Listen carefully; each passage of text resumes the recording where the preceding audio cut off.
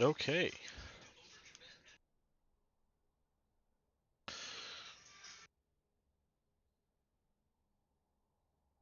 We are here, we are live.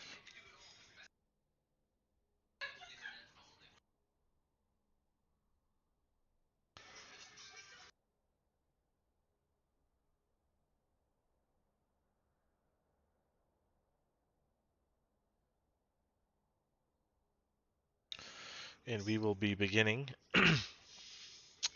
with more Week 7 action here soon. We have a matchup between Matt and Cheese and the Gan Wieners.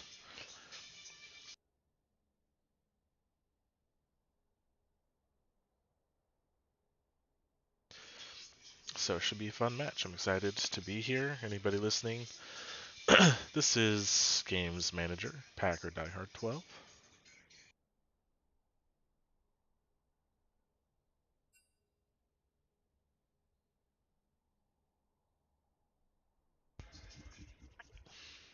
Should be getting into draft here momentarily.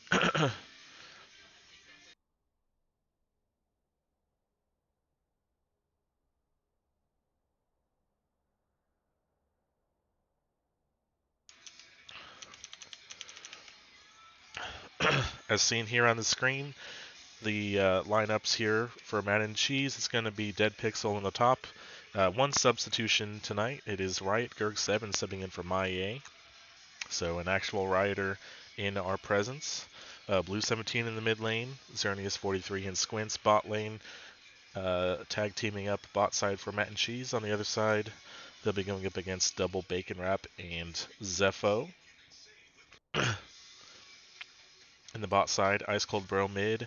Viego's Foreskin jungling, and the namesake of the team, Ganwian, in the top side. Team captains are, well, Maya from Matt and Cheese, who's not here, and Double Bacon Wrap captaining on the side of the Ganwieners.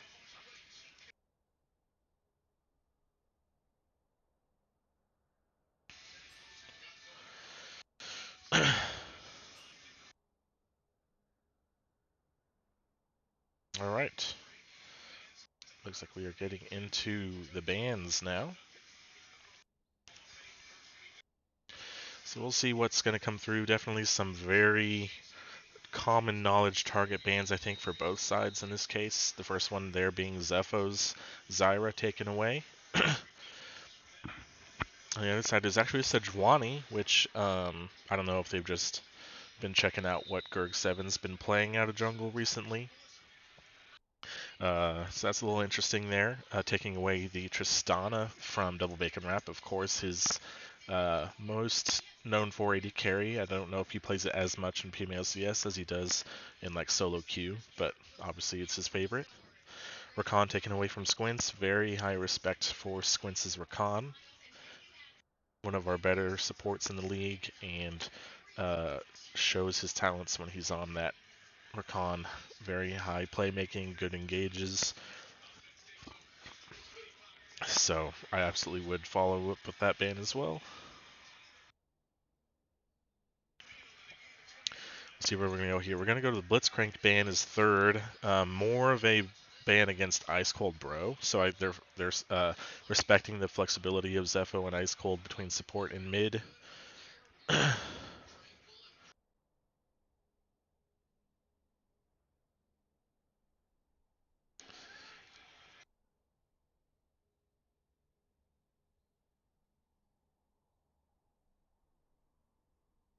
So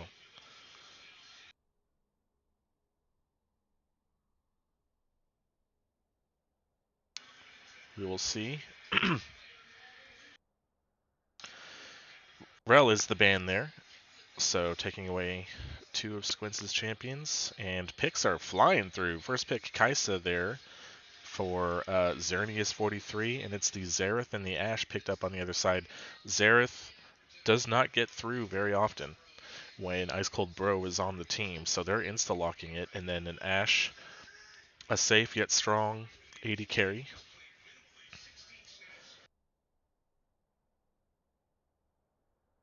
Now whether Ice Cold plays that support or mid, Um, it's definitely a better mid pick since the buffs a few patches ago.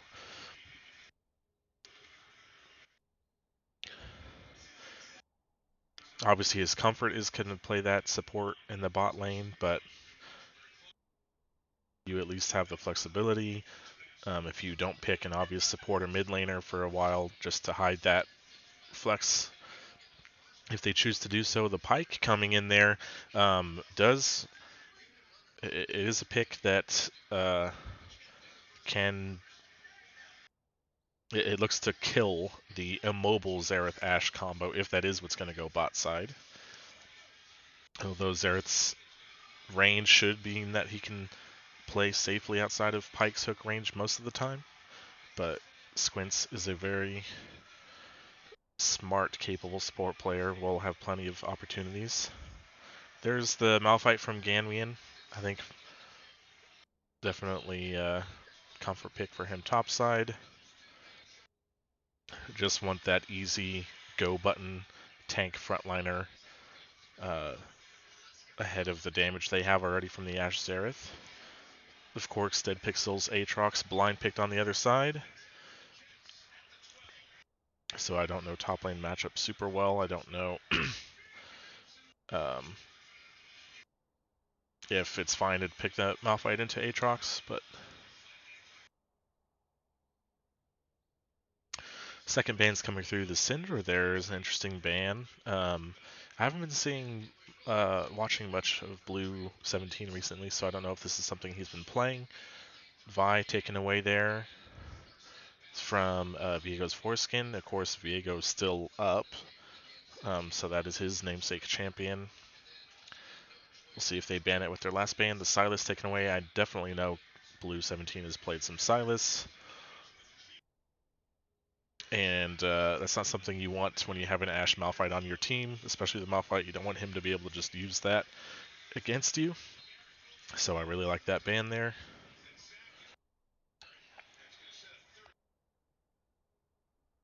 Jarvan is going to be the ban. Still very strong. Very strong gank potential, strong team fighting, even with some recent nerfs.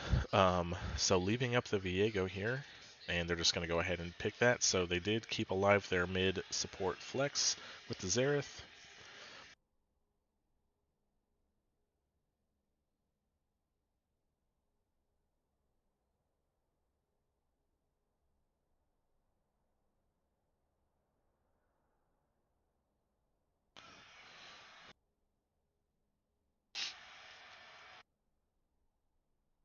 Oh, Gerg7 is going to bring out the Briar.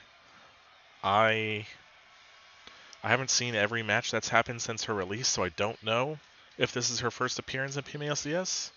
Certainly will be one of her first, if it's not the first one. So I'm very excited to see uh, our own Riot representative playing this new champion, possibly for the first time in our league.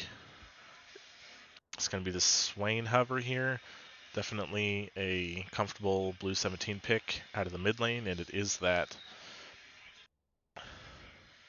We'll definitely get outranged by Xerath, but can be built fairly tanky and try to survive the poke.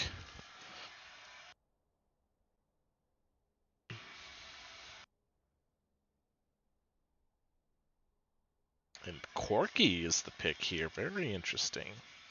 Not a champion we've seen much of lately, or at least that I've seen much of lately. I don't know if it's something that's slowly become a little bit stronger. I think I might have heard that somebody played Corki in a recent match, but I don't know who that was, if that was the case.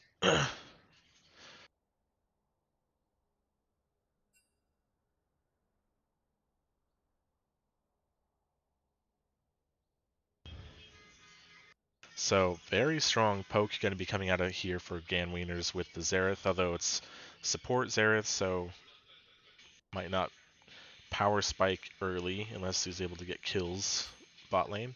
But that combined with the Scareling Corki, that is a ton of poke. That's going to be very annoying for Mac to have to deal with. especially when they don't really have a ton of hard engage options to just jump onto the Xerath and the Corki and the Ash.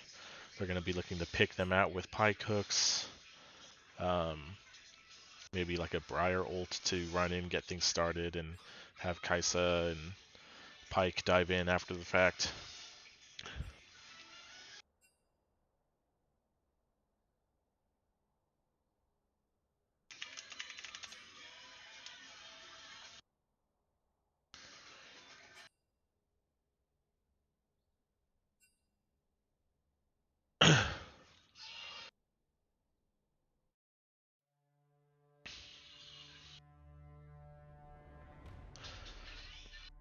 On the other side, Mac is, to me, they're very skirmish heavy, very pick heavy.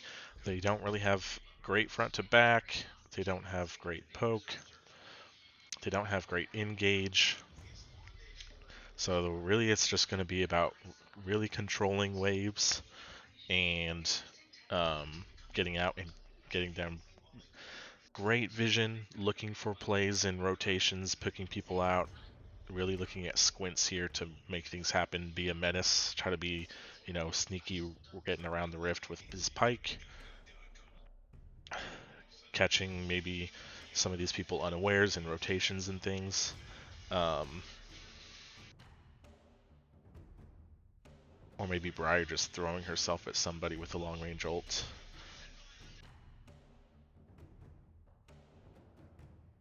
And so, like a Kaisa can join a fight from range if something starts. She can always, she could try to ult in. But otherwise, yeah, not a lot of easy engage from Mac to just jump onto the Ashe Xerath, especially those two, as they're a mobile Corki. Will have a little bit of mobility with his W. So they have poke, but they also have engage because they have the Malphite. Viego can join in. Ashult can engage on somebody as well as pick just a single target out. Malphite engaging and Corki when he has package engaging. And then the long range damage of Ashe and Xerath being able to follow up on the engage. It's going to be a nice game of staying out of reach with your poke until you get the Malphite coming in and then being able to follow up with the damage and blow people up once the engage comes through. I do like the Swain pick here for Mac for that reason, because Swain is a pretty strong anti-engage champion, being able to get the ultimate on and just kind of drain tank. So if he can survive the Malphite coming in, or the Viego and the Corki diving in with the package, absorb that engage. Aatrox has a lot of sustain if he doesn't get blown up instantly as well, so they can maybe survive that, and then once people get low, then Pike starts going haywire with the death from below.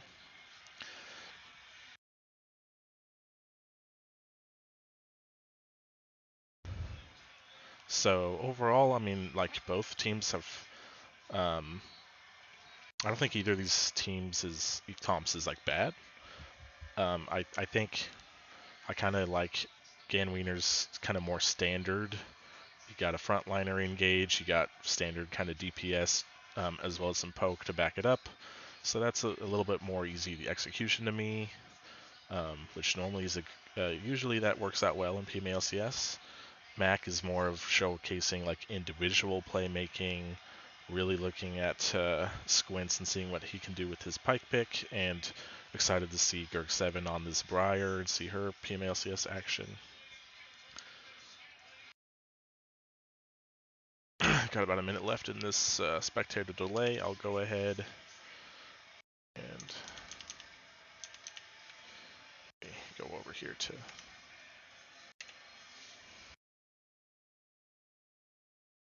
okay.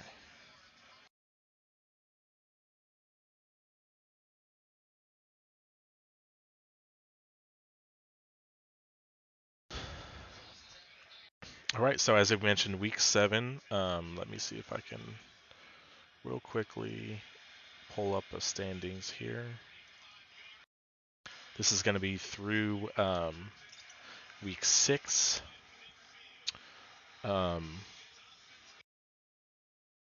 Both of these having their bye week already. Matt and Cheese standing at 8-2, second place in the standings.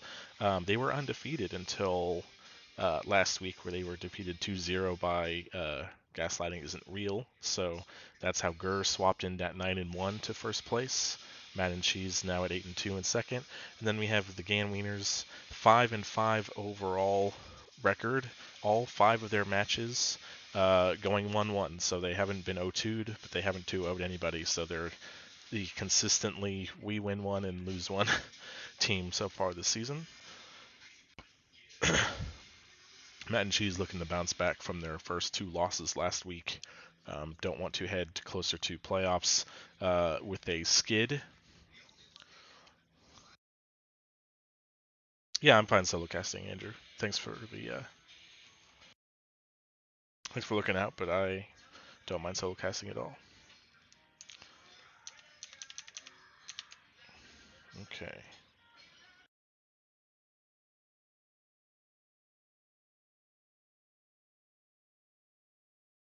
That didn't work. Let's see if this works.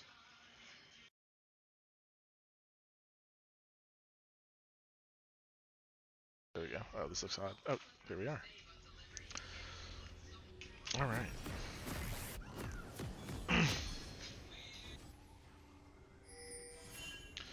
Oh man, the best part about this is I don't have to pause and try to sync things up with the code caster. I can just let it roll.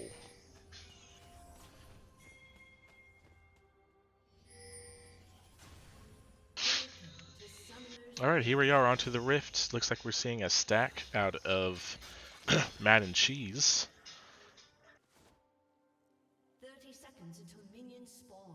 We're going to go for a full man invade. We have a defensive stack here out of the Ganwieners back in their brush here near their mid turret. So this is an invade. If they wrap around the blue pit, we could see an explosive level 1 fight. Is that what they are going to do? Oh, the ward was seen. So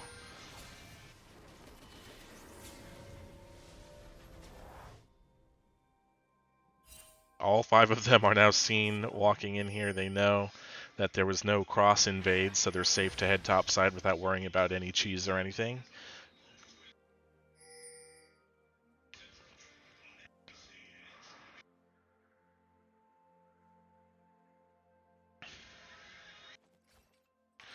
Early executioners from Viego wouldn't be troll. I mean, yeah, when you have, so obviously Aatrox sustain, Briar, so much of her kit is sustain, and then Swain during his ultimate.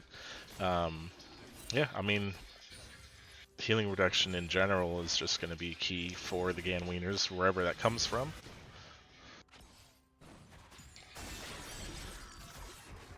I feel like Morella was not a good item for Corki. But it could be, or at least the Oblivion Orb could be good for Ice Cold. Executioners could be applied from Ashe as well.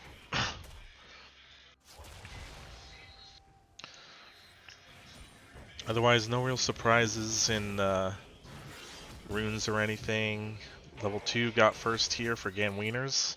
They're not in threat of danger since it's just range here from Ice Cold Bro and Ashe. There's no level 2 engage like an Alistar or Leona, but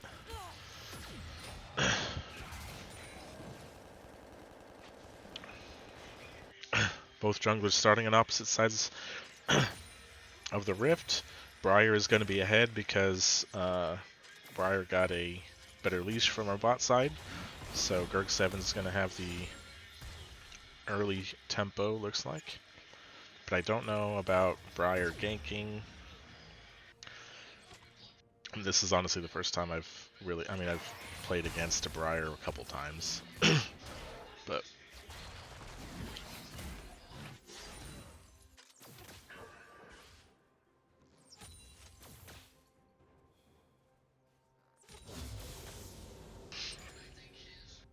so far everything's quiet. Really big push advantage here.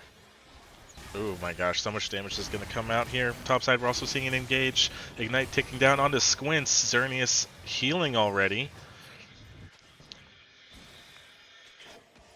Saw a little bit of a scuffle topside, but nothing that bad happening up there. Ignite out of Ice Cold Bro. Good third sweet spot there from Dead Pixel. Early gank from Gurg7 is going to go berserk. Has to flash out of the chains. So really good gank there. Briar with the faster clear gets the first gank off of the game. Flash down on Ganwian is going to make him vulnerable. This is just so annoying for Pyke and Kaisa have to fighting into this super long range poke here. Big CS deficit already from Xerneas and Double Bacon Wrap. Here's another sweet spot proc on the pullback. Ganwian is out of mana. Another gank attempt maybe here out of Briar. It's going to be unseen, so here comes Squints, but they're just going to back out of there. Yep, nothing happening there. Ooh, the Never Move barely doesn't hit Corki because it pulls the minion.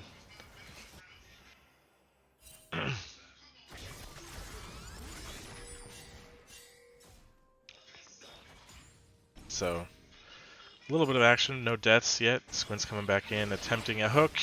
Does not land the Bone Skewer, now they're going to take a bit of damage on the way out. Bacon Wrap can just kind of walk Squints down here. Chose not to take Ghost, which is pretty common on Ashe when you can just endlessly slow people and Ghost after them. Was a good decision for them not to chase that because Gurg7 was right around the corner.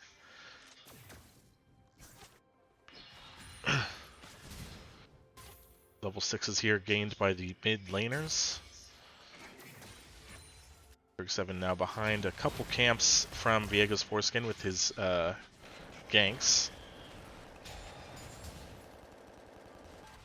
But he will be able to catch up as now Viego has no camps to take. And he was spotted on a ward bot side, so they know Viego's bot. So Dead Pixel pretty safe up here, shoving this wave in. Ooh, very nice. Pull back on the chains, no flash.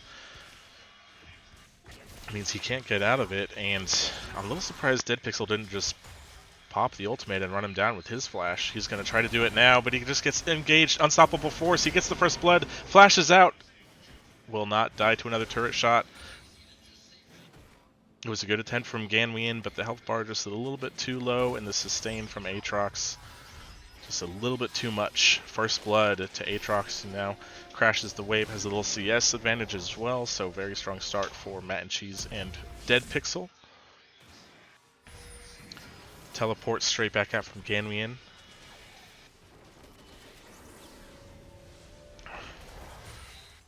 Who might just try to shove this in, maybe knowing that Dead Pixel doesn't have his own teleport. Bot side, we're seeing a red steal attempt here, but Viego Foreskin does get it. He's going to flash over the wall. Gurg7 flashing for it, and the dragon gets the kill for him. Squints was on the backside, probably would have cleaned that up if he wasn't able to get out. So in the end, red buff transfer over to Briar. This is going to be obviously known that they are on this dragon, but Corki on a recall, no teleport. And so it's going to be first dragon as well for Matt and Cheese with 2-0 advantage in kills. Another nice trade here.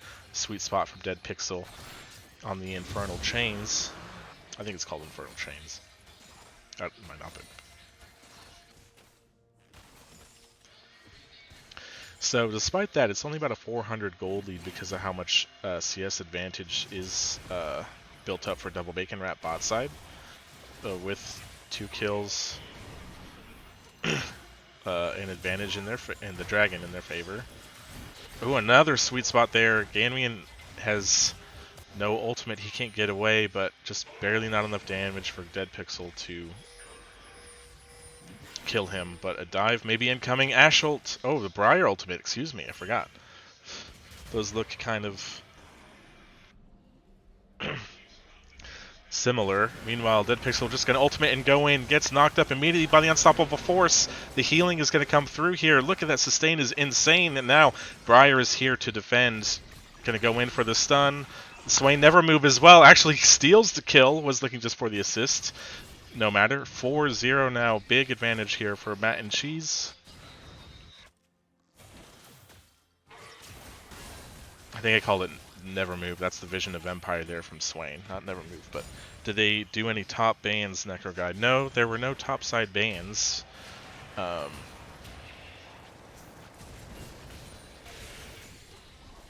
Ooh, bot side. A lot of damage there on the Squints. There's another heal out of Xerneas. The ultimate goes wide. Ash ult also flashed away from Squints. Gets the hook onto Double Bacon Wrap, but no turret aggro. One more Arcano Pulse. Oh, the flash stun from Squints is huge. He's going to get killed by Double Bacon Wrap in the end. It's a 1-for-1, but here comes Swain. The action continues, and just going to go down. No assists or extra kill gold, I guess, given over. Ghost used from Blue 17, but I mean, if he wasn't there, Ash just gets out alive, so even though it sucks to lose your Ghost and not get anything out of it, you still got the kill on your team. Yeah, they banned Sejuani, I guess because that's, they just thought there was a good chance Greg was going to play that jungle, and then they banned Squints' Rakan and his Rel, which, I mean, those are both good bans. Maybe you drop the Rel ban in place of the Aatrox ban, but I think you got to ban the Rakan from Squints.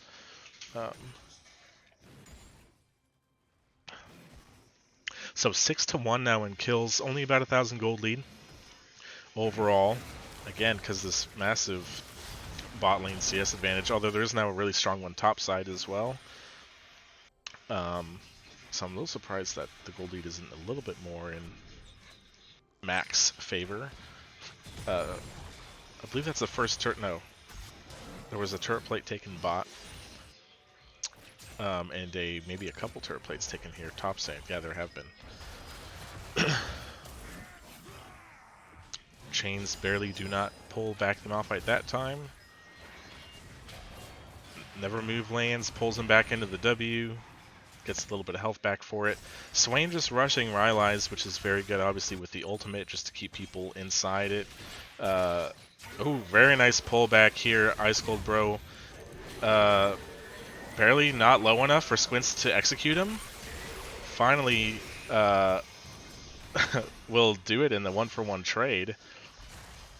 Ooh, here comes the Unstoppable Force right on the Blue 17. He does get the ultimate off, flash away, and here is Briar in the backside to defend. Flash immediately out of Ganwian, and Zepho's going to get run down by this Berserk Briar.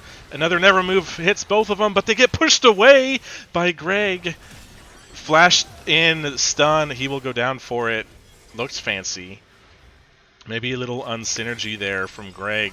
Oh, and here goes Viego going in. Viego's foreskin actually goes down to Ganwian, but gets the reset with Briar's body.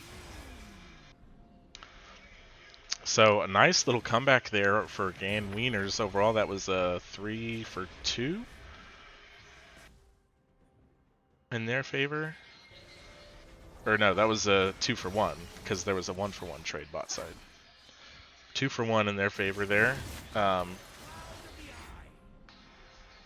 Kill onto Ganwian, kill onto Viego's foreskin. 2 kills for the Briar there, though. Or maybe 1 for her, 1 for Pyke. Either way, Pyke has 3 kills now, I just noticed.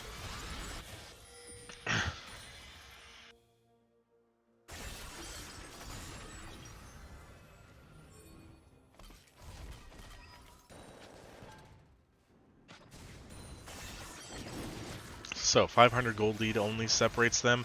Gurg 7 blast coning over the wall, starting up this dragon solo. They have control of the area, but here is Viego's foreskin. However, Corki is top. Does have his teleport. And Aatrox is just going to TP to it. And now here comes Zepho TPing bot side, who has the package, so they want to fight. And he goes right in, doesn't really do much with it. He gets stunned and tries to W away, but it's too late. A little bit of an awkward angle for the package. And a couple of kind of low health bars here. Xerath can poke. Meanwhile, Gerg7 has to go on Ganwian. He hit the ultimate, and he has no choice but to go in. Bot side, another skirmish happening here. Stun misses from Viego's foreskin. Xerneas is solo. Here comes the ultimate out of Ice Cold Bro. Flash, and oh, he doesn't get the kill with the ult, does Viego's foreskin, so there's no reset there on it. But Greg now in a little bit of trouble by himself. Stun misses. The W from Swain slows, but it's not enough. That's a shutdown for Double Bacon Wrap. And on the other side, a triple kill actually for Double Bacon Wrap. Now Blue 17 has to get away, but he's going to get continuously slowed. And he has no ultimate, so he's just going to go down. Viego's foreskin getting his second kill of the game. That evens up the kill score to 9-9, and they're going to actually get the Dragon score equal 1-1. And about a 2k gold lead now. Is it for the Ganwieners? Even with Zepho going in and dying instantly, they fight the 4v5, basically pushing and pulling on both sides of the river, not letting Mac, stand together and be grouped. And that's what I mentioned earlier. They're not really that strong of a team fighting team. So in that case, even 4v5, they lose. Flash gets the undertow right onto Zepho, and he is slaughtered with the death from below. Fourth kill of the game for Squints.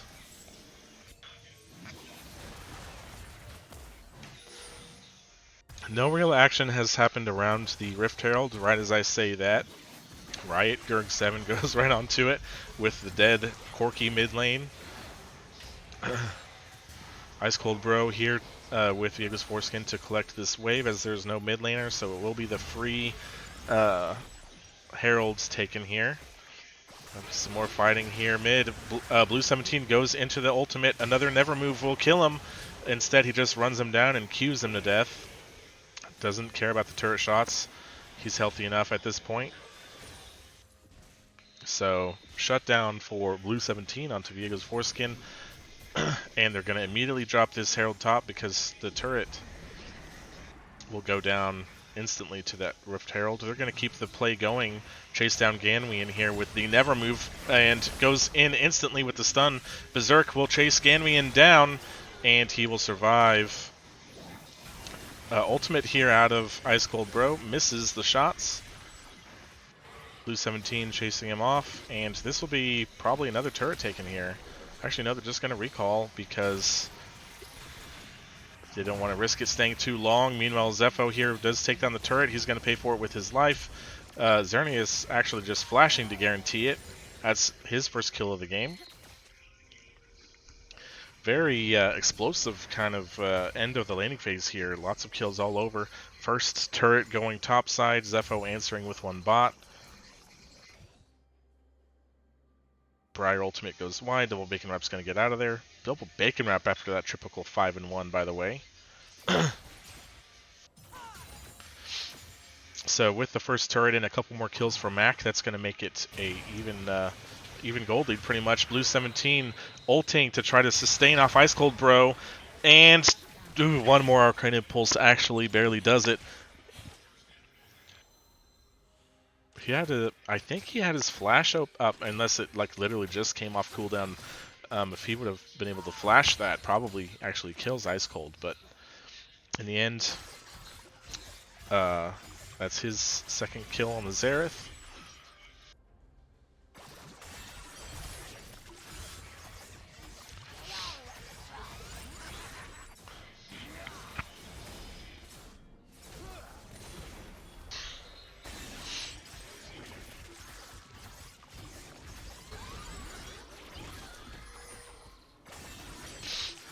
So, a little bit of lull in that really long extended period of action, as we are going to get closer to 20 minutes. The next dragon spawning in about a minute 20. Maybe we'll see more action there. Nope, we're seeing action right now. Ice Cold Bro, very vulnerable. Face checking into the Tri-Brush, gets taken down, and now Double Bacon Wrap is in trouble. It's going to try to just delay and maybe try to execute on the other end of it. No, he's going to go down here. Squints catches up. Flashing. I don't know what you're doing using your flash when you're clearly dead. Just, do what you can to delay and buy time and take your death gracefully. Because now you have the dragon fight spawning in, as the dragon spawns in 40 seconds, and you don't have your flash. You were dead either way, so just save the flash.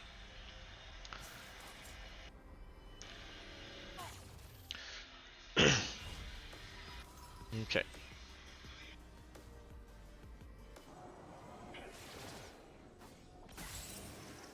So, we see Dead Pixel pushing up top side. Oh, Briar ultimate coming in. Looking for Ice Cold Bro. But he's long gone by the time that comes through there. Ooh, a bit of damage here onto Squints, who gets ignited, and the ultimate coming out right away. Squint's not going to go down. He doesn't get to regen much health, though, because of that. And they're just going to start up the Drake here. They know that they have a better team fighting team. Squints has to be so careful from this Xerath poke. Blue 17 comes running in, Ghost, and here comes the ultimate. He's all by himself, though. It's not quite enough tankiness to be all by himself 1v4. And now we have Zepho on the backside. Dragon goes down to Viego's foreskin. Zepho no package. W's away. Gurg7 is Berserk. Uses his E to cancel it. Maybe there's still a fight here for red side. And he goes in and flashes to try to kill Zepho. Barely does not. Zepho gets his first kill of the game. And on the other side, oh, we missed Malphite get a kill as well. So once again, fighting around the dragon is successful for the Gan Wieners. Meanwhile, Dead Pixel pushing up mid lane. I don't think he's going to be able to take this turret by the time the defense gets here, especially with Corky running down here with package. Is going to go right in, forces him towards the mid lane because that's where his team is. He's going to ultimate to try to run away. Stun does not come through. Flashes away, gets stunned here, and will finally go down here to Ganwien. The turret goes down at the end to the minion wave, but he still dies. And Ganwiener's possibly looking at the Baron here. This is pretty risky. However, they all are full health, and there is no teleport for the Aatrox, who's still dead for 20 seconds. Let's see what happens here. They're just going to engage on the blue 17, who lives long enough to ult, but it still doesn't matter. He goes down. Still cannot survive all 5 of Ganwiener's jumping on him at the same time. Squints on the backside trying to be a nuisance here. Ganwien spots him out. There is no engage here from blue side, so how do they get in and stop this? Gurg7 goes in over the wall, and he does steal it! Pays for it with his life, but a hero steal there out of Gurg7. Here comes the ultimate. Xerneith flashes away. Even with a couple missed Zera shots, he still almost dies. Meanwhile, the chain is actually hitting on the Ice Cold Bro, but Dead Pixel is alone until Squints comes in on the backside. Nobody's low enough for him to death from below yet. Has to run away. Tail between his legs, Ganwien flashing over the wall. Smashes him. Dead Pixel on the other side now trying to be the hero. Can't get over the wall. Flash stun from Ego's foreskin. Dead Pixel over the wall. Dies for it, though. Maybe we're still not done. Blue 17... Okay, action finally subsides.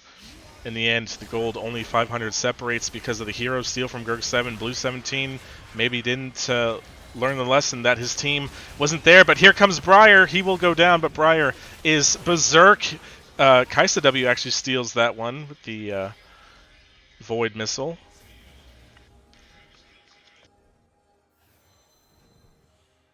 So, all that said and done, a couple of people on Mac wearing purple. Xerneith is 43. Actually, the only one with the Baron buff active. But the most important part was the fact that they actually got it. And because of that, it is a dead even gold lead.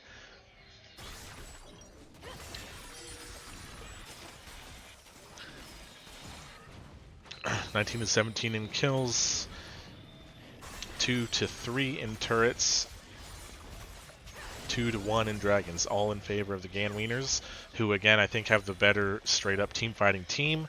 So now that they have the dragon advantage, that becomes a strong point of contention for them. Although it is Chemtech map, so it's not the most exciting soul to have.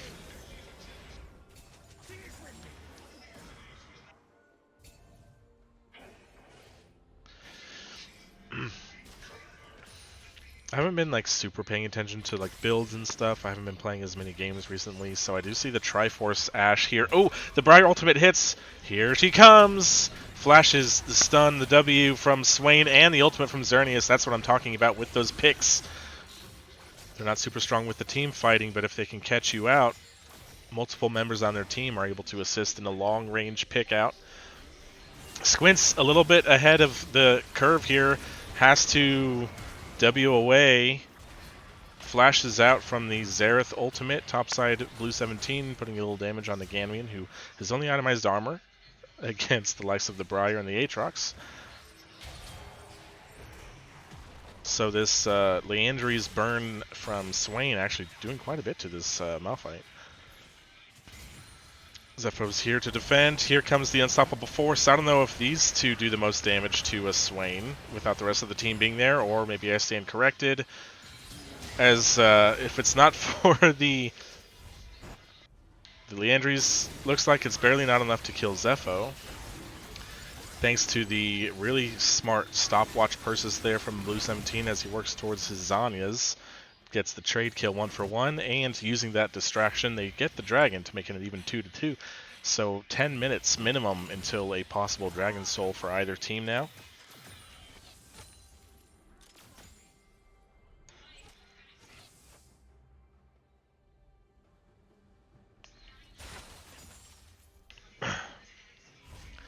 And still nearly dead even, only about 500-600 gold here separating these two teams. Past 25 minutes into the game, so this really could go either way at this point. Scaling is going to start to come to effect. Corki, historically known as the strong scaling champion. I assume he's still that way, although I don't know. I just haven't seen Corki played in so long. I'm assuming he's still more of a late game champion. So I guess Hydra, Muramana, and then building, I'm guessing a Ludens for his rocket poke at this point. On the other side, Swain just needing to get stronger and tankier, looking for his Zanyas. Kaisa going for a Rage Blade, looks like, for her mythic here, third item. Briar ult incoming, goes wide. Nearly hit double Bacon Wrap, which would have been a dead Ash for sure, no summoner spells, but Berg7 being proactive with those ultimates. Only one or two actually connecting, but he's looking for the opportunities. Squint's gone, taking a bit of poke here. Vigo Foreskin not quite quick enough around the corner to stun him before he's able to dash out. Another turret here taken. That's the fourth turret of the game for Mac. Was taken by Blue 17 in the bot side. You can practically breathe on this top lane turret and it'll fall over. That's what Dead Pixel here is looking for. Meanwhile, Ganwieners all grouping up here around Baron. Trying to get some vision down as it will spawn in the next 25 seconds. However, not clearing out vision as this River Ward and this one to the top of the pit still there for Mac and Cheese. So they were in the area but weren't able to hit anything or actually take out the wards. Meanwhile, Blue 17 is going to get stunned up before he can ult, but he goes into the Zanyas. Another stun! Does get the ultimate off, but he's too low at this point, and there's the very strong engage from Malphite as Reichjörg7 tries to get out of there. He cannot. Double kill for Ice Cold Bro. Zepho going in on his Xerneas. And a very quick 3-for-0. Really nice engage there from Ganwien after the Swain tried to buy as much time as he could with the stopwatch and flashing away. But in the end, the point-and-click engage wins a huge victory for Ganwieners, and finally the first significant lead of the game. It's only about 2,000 in actual gold, but with the Baron buff on all 5 members, Ganwieners are going to look to expand that gold lead. This inner mid turret already given up. The oh, Briar ult didn't hit. Oh wait, those were his own teammates. Never mind. All of the Ganwieners were already up in the top side jungle, rotating to get up here and join the push from their Malphite, already set up by Ganwiener. So really clean initial setup there. I like how they didn't instantly recall. Often a team will get a free Baron and just instantly recall when, you know, they can just stay on the map and you know, they know that Matt and Cheese was still, you know, going to be in base, running out of the base for those who had died.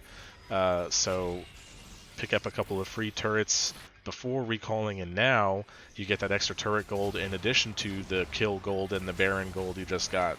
So you get a really big purchase. 3 items, close to 4 on the Ashe, 3 items on Viego,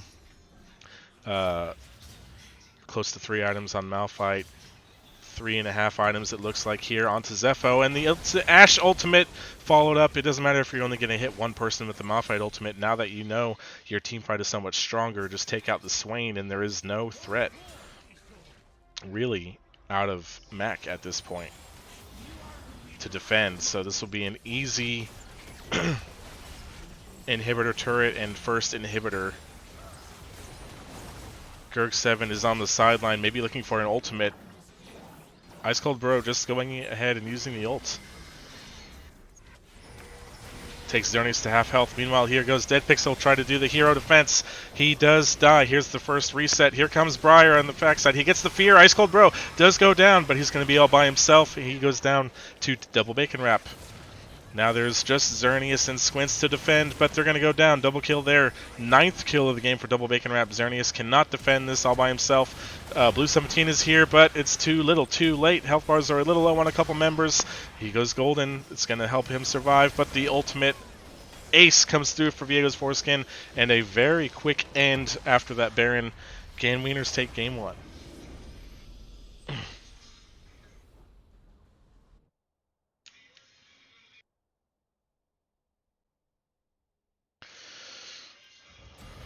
All right. Oh, I maybe went out of that too quickly. I couldn't see the scores.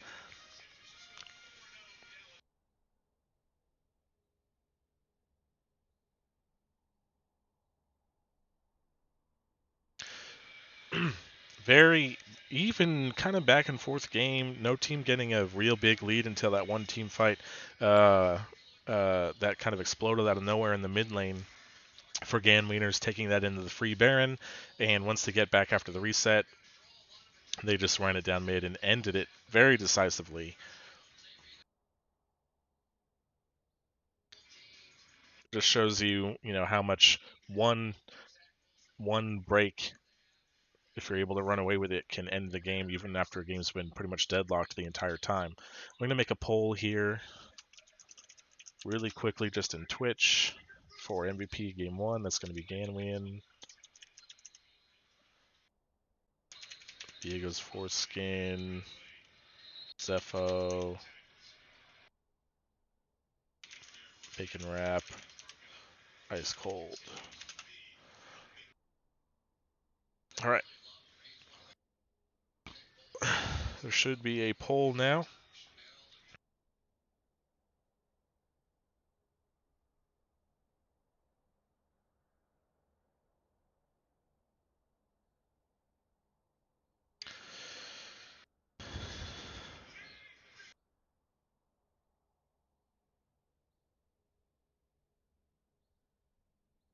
Not a ton of viewers right now, so we'll see if we can maybe get some more people in here and get a vote. If not, I will pick one. I think really,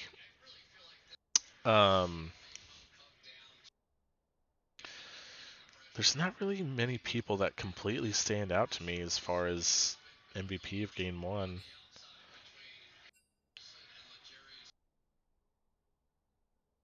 Whoops. Whoops. I'm clicking on all the wrong scenes. I apologize. There we go.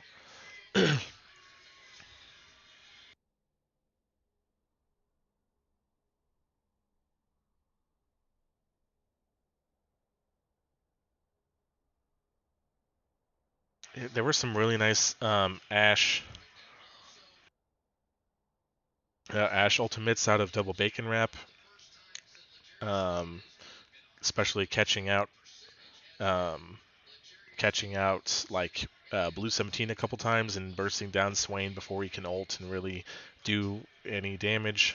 And once they get rid of the Swain, then there's nobody that can really survive and engage. Ganrian did have a couple really nice unstoppable forces, despite getting killed in topside a couple times off of the Aatrox. That's the power of the Malphite. You just get to press R later in the game. If you get good ultimates, your team can win. Ice Cold Bro doing quite a bit of damage. Zepho did quite a bit of poke damage, I think, a couple times later on once he got a couple items, although his package engages were a little sus. Viego's Foreskin just doing well on his champion. MVP for GW was Greg. Yeah, playing Briar, I think, for the first Briar we had in PMALCS. And had a couple good gank looks early. Definitely got a few kills. Most of his ultimates didn't hit, so I was looking for some exciting, like, random map plays out of long range Briar ults. A couple of them did hit, and he did get a couple kills off of them, but despite the fact that he had a little bit more early impact on the game with his ganks, didn't do a whole lot more after that, besides a couple random kills. Overall, I think it was just kind of the team comp from Matt and Cheese.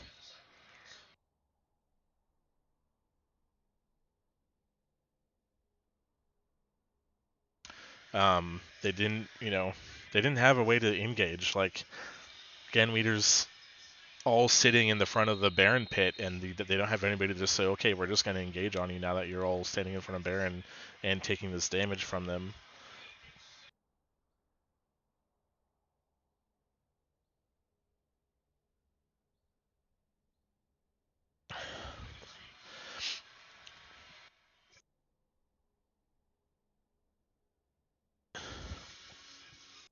We do have one vote so far for Bacon Wrap.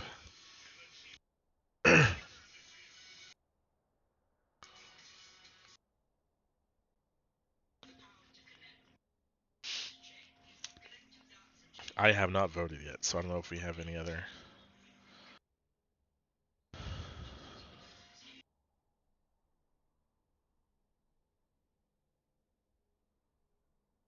people watching right now.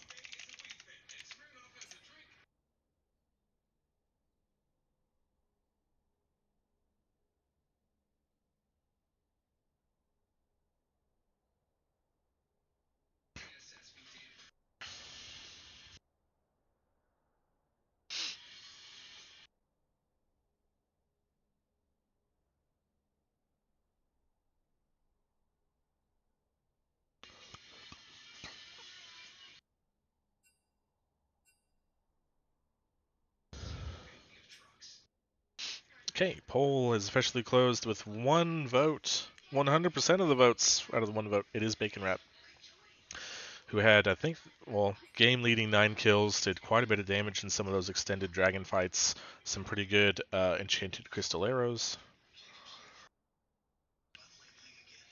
So, congratulations to Double Bacon Wrap on your Game 1 MVP. Looks like we're about to get into Game 2 bans and picks.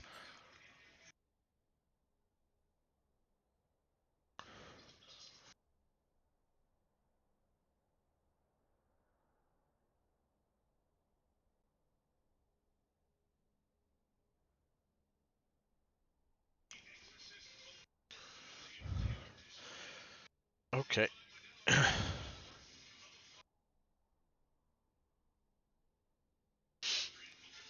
This time, Ganwiener's actually sticking with the rail ban,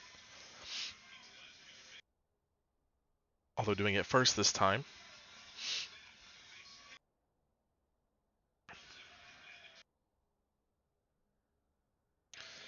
We'll see if Matt and Cheese change up anything here.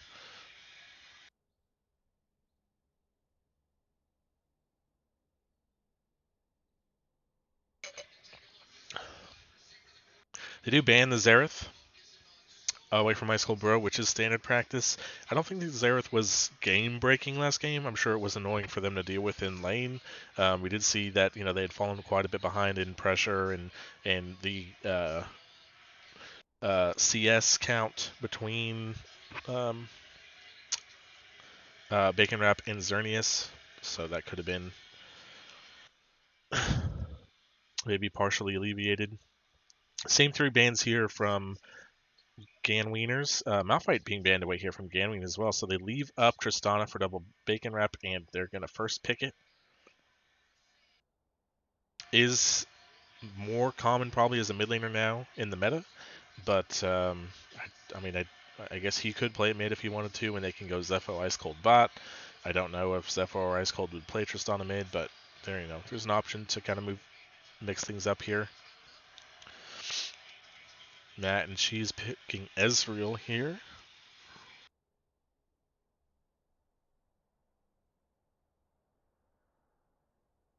So we'll see what they do with it from.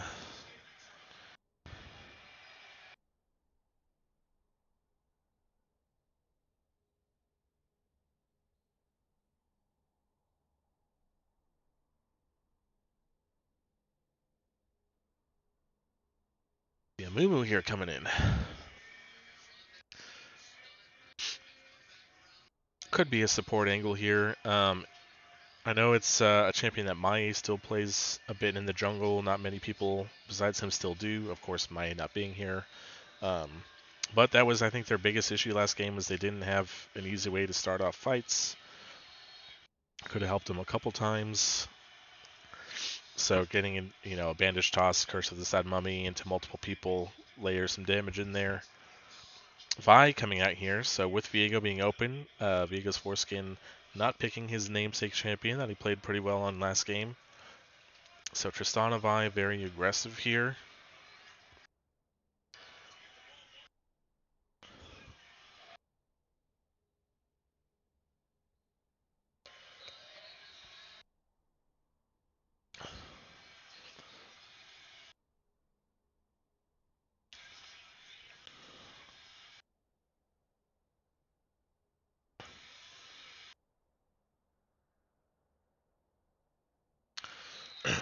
Seraphine there picked up for the Ganwieners.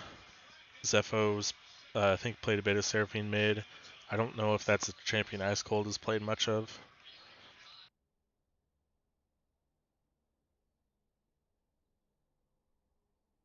Braum coming in there. Interesting. We don't see that much Braum in PMALCS.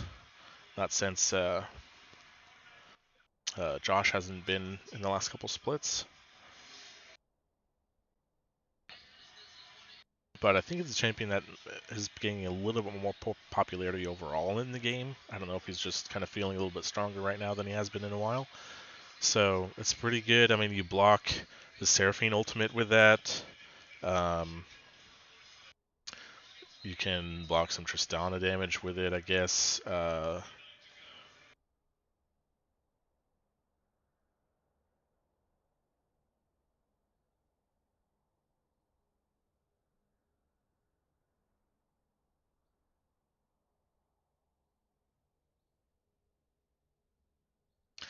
Bands coming through. Blitzcrank and Yorick coming through is one of Ganmian's top laners.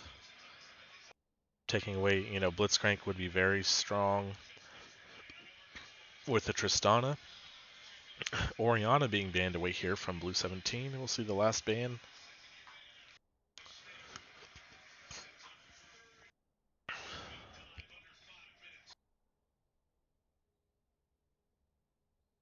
Aatrox. Alrighty, so we do see a couple of top laners banned this time. We'll see where people go. Expect we'll see Dead Pixel's Gangplank. His big main champion that was what he was known for when he first came into PMALCS was kind of his one trick. I don't want to say one trick. Definitely his main champion.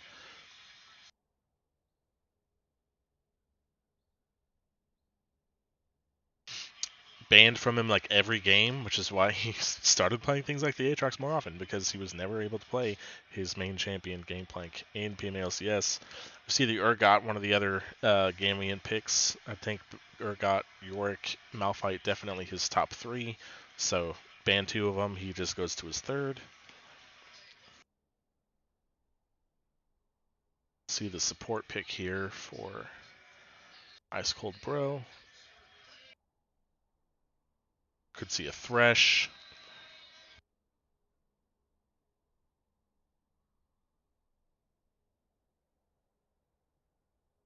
And it's going to be Annie.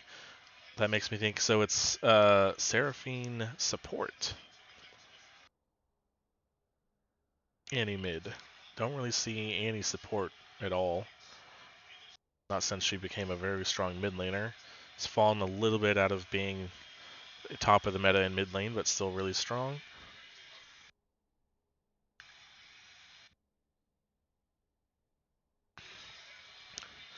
Last pick here, Silas coming in for Blue 17. Has some more ultimates worthy of stealing. At least the Seraphine ult is big. Urgot ult could be big. I don't know if he steals Tibbers. Does it get a stun?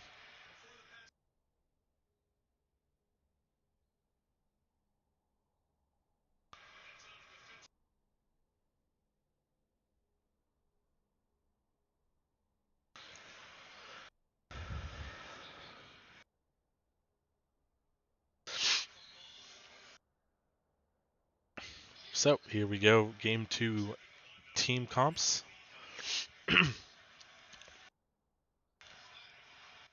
I think Mac and Cheese overall definitely a bit more solid in their composition. They have a Mumu and Braum who can combo kind of and engage well. Silas stealing a Seraphine ult or a Vi ult just to ram himself in there. Gangplank, he can be split pushing, throw down his cannon barrage anywhere to join up a team fight. Ezreal being able to layer the True Shot barrage over a Mumu ultimate for a pretty good amount of AoE. So I think Matt and Cheese more well-rounded, more solid here. A little bit less reliant on just individual pure skill, and a lot more kind of just good base. Again, Wieners, they're a pretty solid team comp. Seraphine is their main big team fight tool, apart from like a Flash Tibbers or something. But they are able to dive with the Vi. Tristana, if she gets a lead, can be very strong, very scary.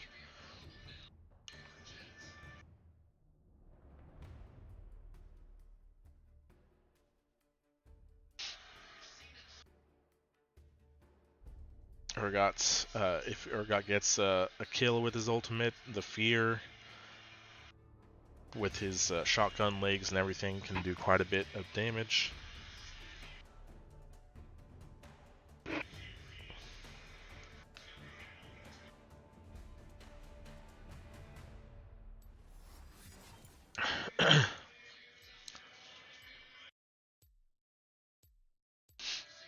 Alright, so I am going to go ahead and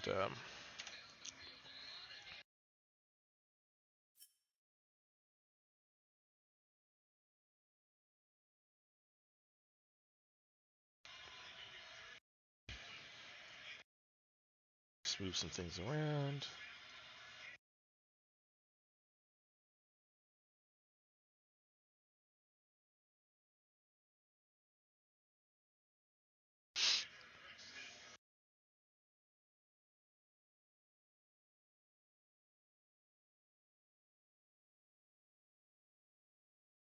Okay, I'm going to look at running an ad here.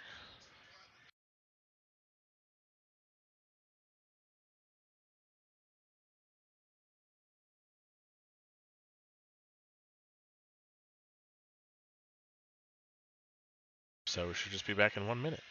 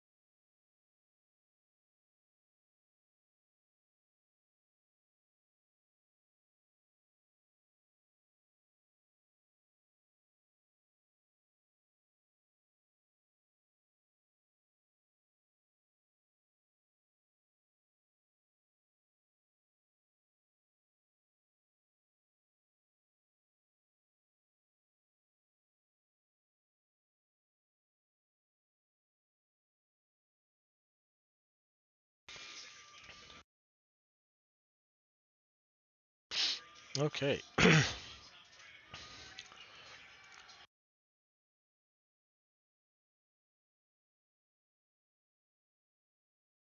So both of these teams looking to end different streaks.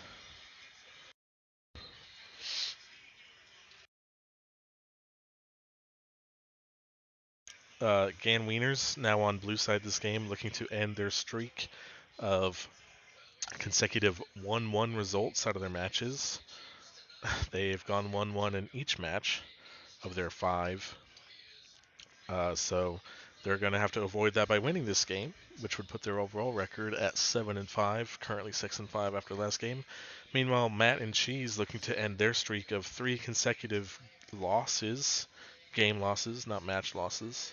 After starting 8-0, they've now gone to 8-3. So they're looking to end their loss streak. So we'll see which of these teams breaks their streaks first.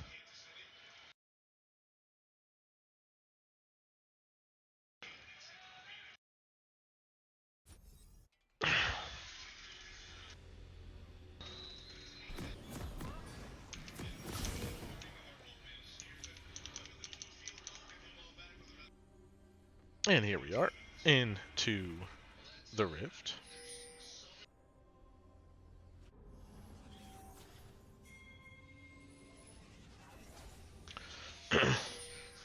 And it is Zepho on Annie mid with Ice Cold Bro taking Seraphine bot.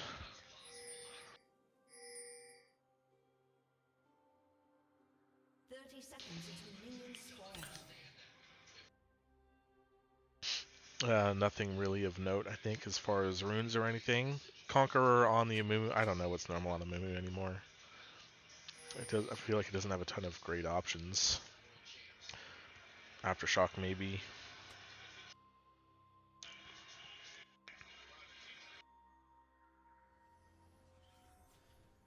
Last time we saw both teams stick together as a unit of 5. And we're a little close. They were both in the same jungle quadrant, but there was no level 1 fight. This time we're just seeing a 5-point. Both junglers look like starting on the same side this time instead of opposite sides with a leash from their bot laners.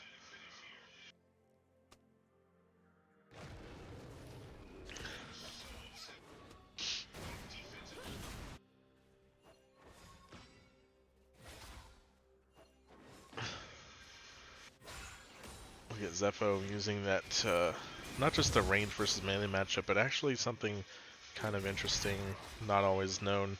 Annie's auto attack range is actually pretty long. So, trading some autos here with blue. Doesn't do a lot of damage, but I mean, level 1, the more autos you get in, the more it's gonna, you know, any little advantage you can get is all I'm saying.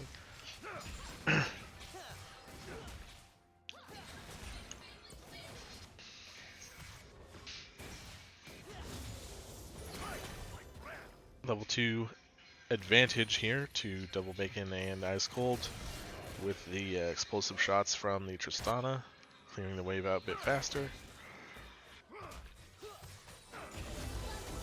Ooh, Squint's taking a lot of damage there from Ice Cold.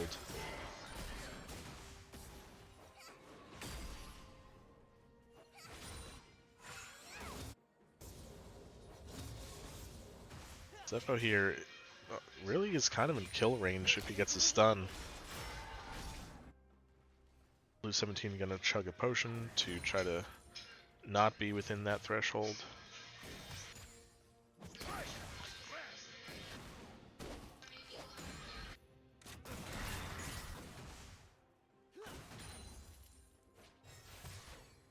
Kirk 7 again slightly ahead on the clear.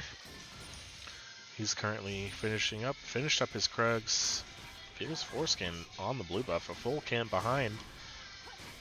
More than that. Gonna skip the Gromp here as he's going straight topside here for a possible counter gank. He's gonna run right into Gurg 7 here in the jungle. He's down a level though, so they're not gonna fight, but he is in position to take the Scuttle Crab, which will feel nice. Zepho pushed in here, needs to watch out for a gank. Just gonna get some more poke and walk out. Bot side, Squints and Xerneas again pushed in here, although Xerneas choosing not to go in with the Essence, whatever, Flux hit onto the Ice Cold Bro, and Squints took a lot of damage, even with the shield up, from that explosive charge. Kirk 7 trading the other Scuttle Crab. Both junglers now even in all their camps. Kirk 7 going to be seen on this ward here. There's no ping, so I don't know if he was actually seen, but he just backs out anyway. Boy, is Squint low.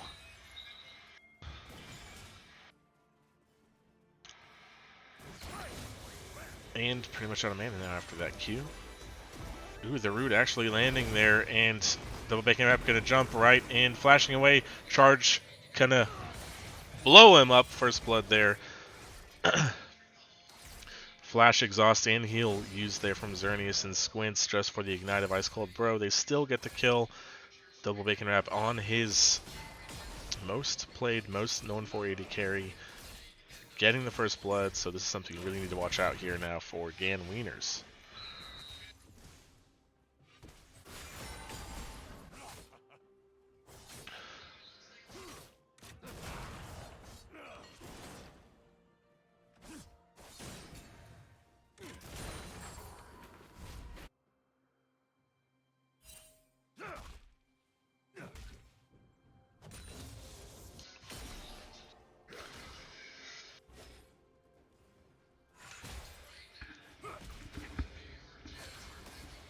Xerneas staying on the Rift.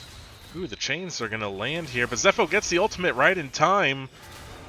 Oh, and Blue 17 gets his ult and steals it away. Flash built up for both mid laners. And oh, Vito's Foreskin waiting on the wings here. Oh, still level 4.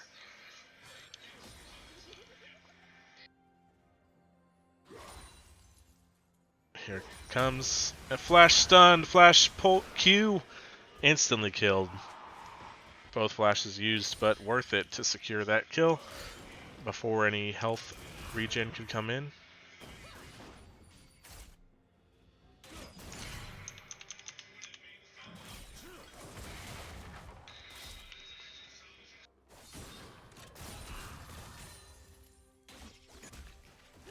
So, very good early game so far from the Gan Wieners. Bit of damage coming in. Squints getting a Q, and the Cannon Barrage coming in and flashing away from the Bandage Toss.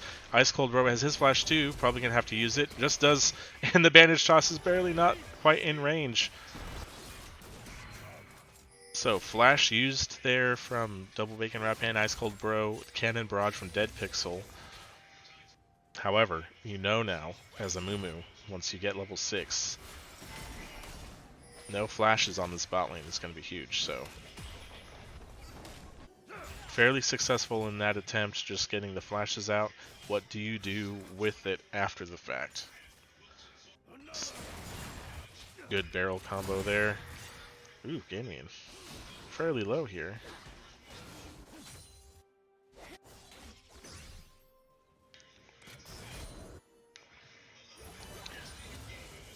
Kirk 7 clearing off his camp's bot side.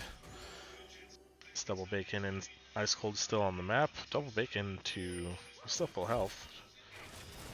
Top side, we're seeing the gank come in here. Dead Pixel flashing, gonna get ulted by Vi, or was she too far away? Even after the flash. Regardless, here comes the stun. Tibbers and Annie are beating down Blue 17. He flashes the wall.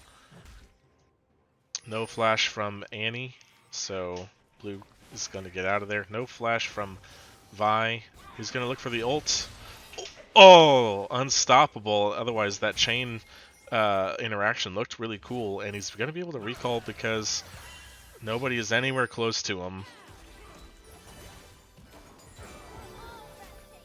Diego's foreskin going deep for it and getting away with murder.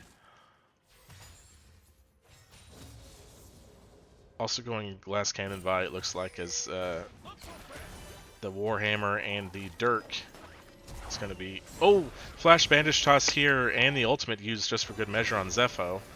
It's quite a lot used there. Your only main team fight engage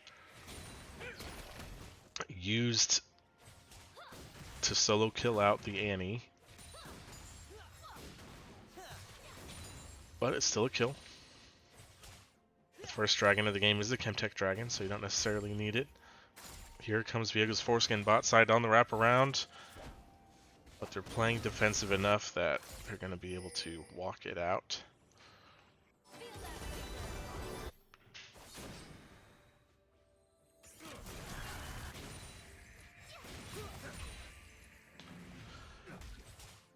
Blue 17 is coming in here on this roam. Not even needed. Again, just like last time. But that's a nice kill there going on to Xerneas, who's a pretty even in CS this time around, getting that kill as well. So gonna stay fairly even with the Tristana at this point.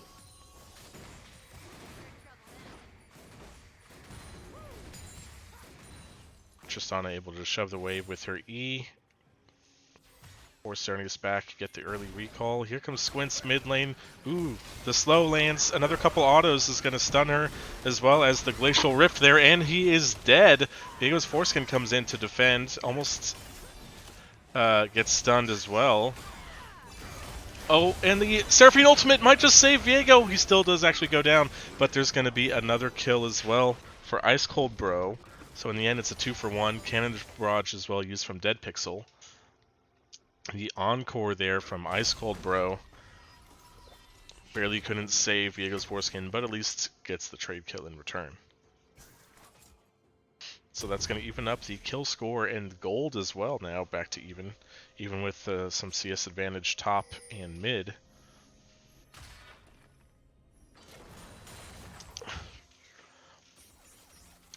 But no other objectives. Couple 1 or 2 turret plates here or there. No attempt on Dragon or Rift Herald, although there is a bit of vision in the Dragon Pit.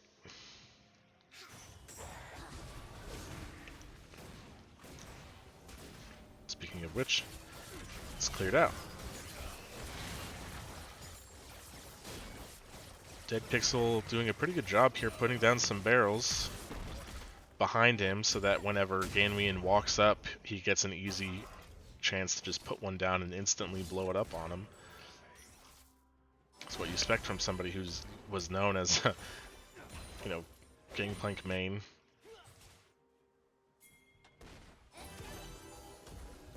Rocket jump here from Double Bacon Wrap away from Blue 17, who was on the roam. Ganwian's pretty low, gonna heal up a little bit off of this fruit. Overall, 12 minutes passed, nobody even really looked at taking Baron, or sorry, Herald or Dragon. Bandage Toss is not going to get on the Zepho. Zepho's flashing away anyway, so a little bit more vulnerable Annie here.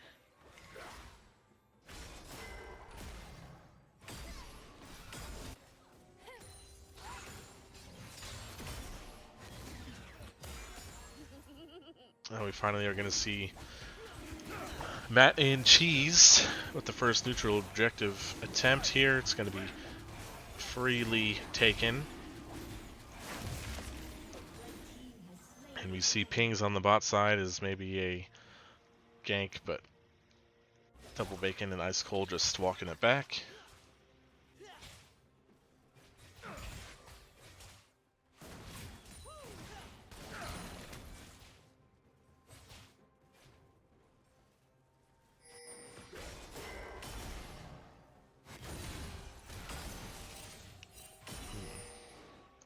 Chains don't quite hit on the Zephyr. Would have been a pretty nice trade there in favor of Blue 17. Bot side, Diego's Foreskin is here. There's a little bit of defensive vision here on the river.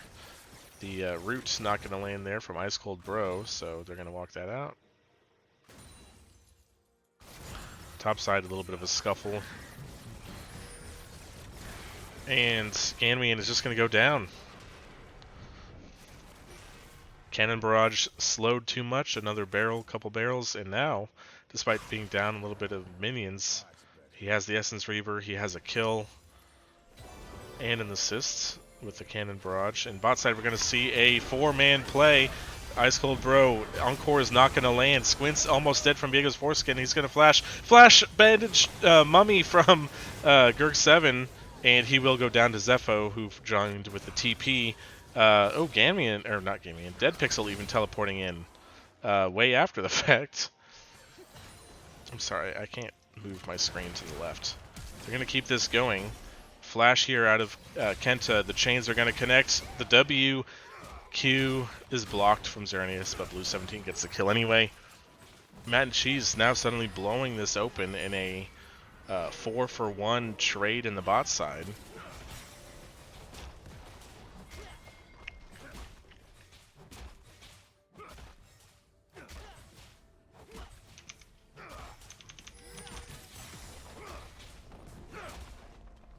Ganmian is here, and they are actually not forcing down this turret. I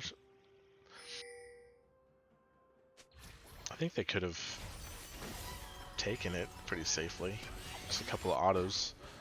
I think they would have known everybody on Ganwieners was going to be too far after all those deaths to collapse, but regardless, all turrets are still standing.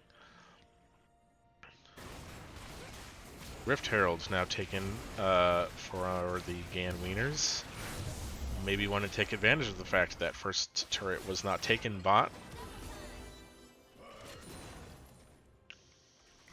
Now they're going to 3-man up topside. Oh my gosh, already so much damage there coming out of a cannon, of a barrel chain. Exhausts onto Dead Pixel might have been a little bit of a difference there. That last Q might have been enough to kill Ice Cold Bro, but yeah, still an Essence Reaver and just some crit, basically. Is all that Dead Pixel's working with, and he did so much damage to those squishy members of the Ganwieners. So, no instant Herald usage. Diego's Foreskin just kind of dancing around back and forth in the river. Finally is heading in here, but they have to be careful. They don't know. Squints and Gurg7 are on the side. Double ultimates used from Vi and Viego. Here comes the bandage toss right in on the Viego's Foreskin, who is not quite dead. Squints is tanking this for a long time because Blue 17 had to fight off Tibbers and did not win in the end. Greg does get the double kill on the backside, but Ice Cold Bro is there and will not die to the burn. In the end, that's a 2-for-2 in a fight I thought was going to go a lot more in Matt and Cheese's favor.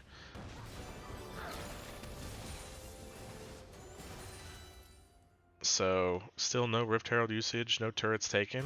We've had Ezreal versus Urgot in the bot lane for a while for some reason. Just circumstances of a strange couple minutes.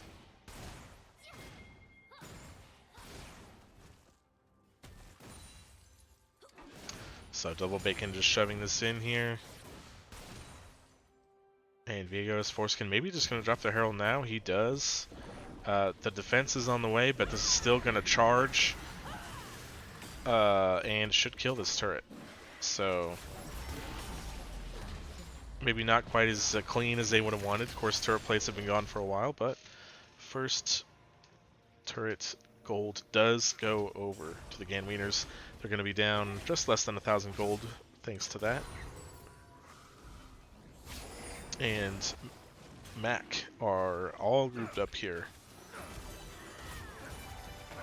Dragon is going to be aggroed, and Squints is going to be ulted, but because of the way pathing works, has to walk around the other side. Ganwien is in all by himself, flashes away, Cannon Barrage comes down. Not going to get a whole lot of follow-up after that, so Gangplank ultimate's down.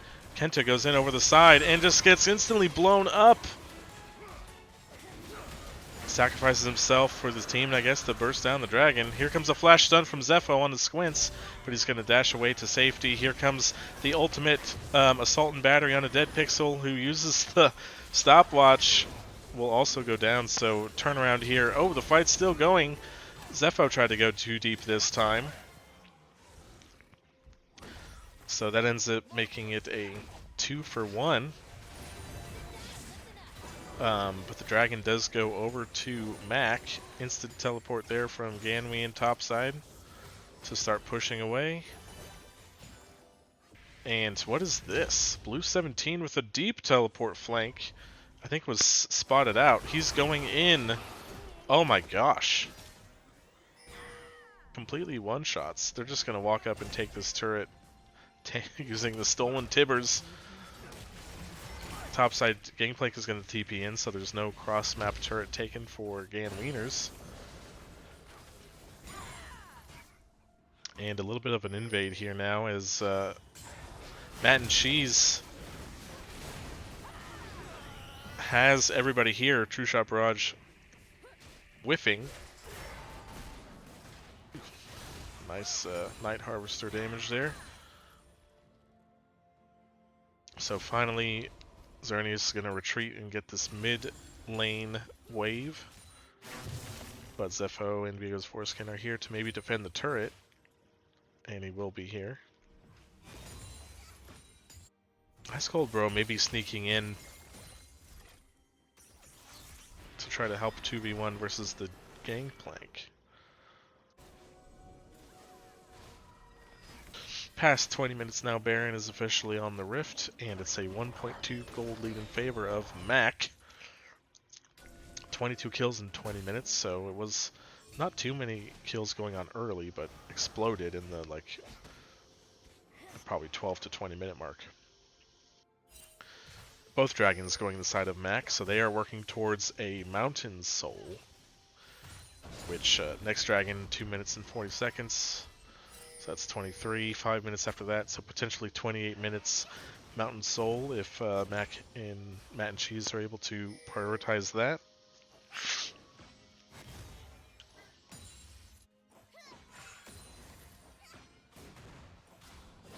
Multiple members here from Ganwieners actually have a nice rotation on to defend or take down this turret. Dead Pixel trying to defend, flashing after double bacon wrap, but can't quite do it.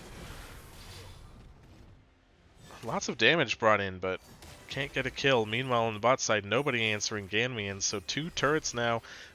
Really nice map play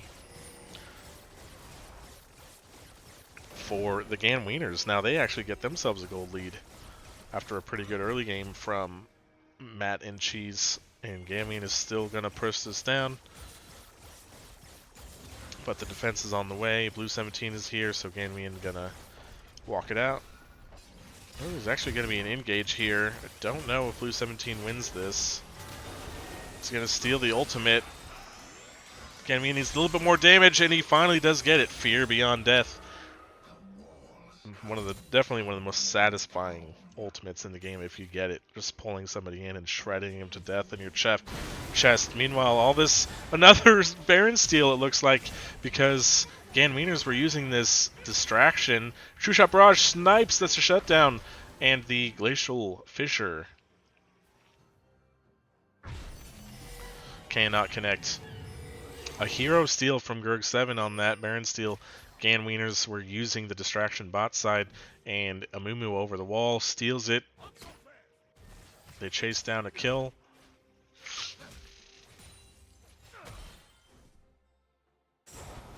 So now that is going to swing the gold lead once again in favor of Matt and Cheese, and already in position to take down this mid turret. Going to be about a 2k gold lead now, with a bit left on their Baron buffs to use as well. Using empowered recalls, Dragon number 3, soul point here for Matt and Cheese, spawning in 20 seconds. Blue is split pushing topside with his teleport on the ready.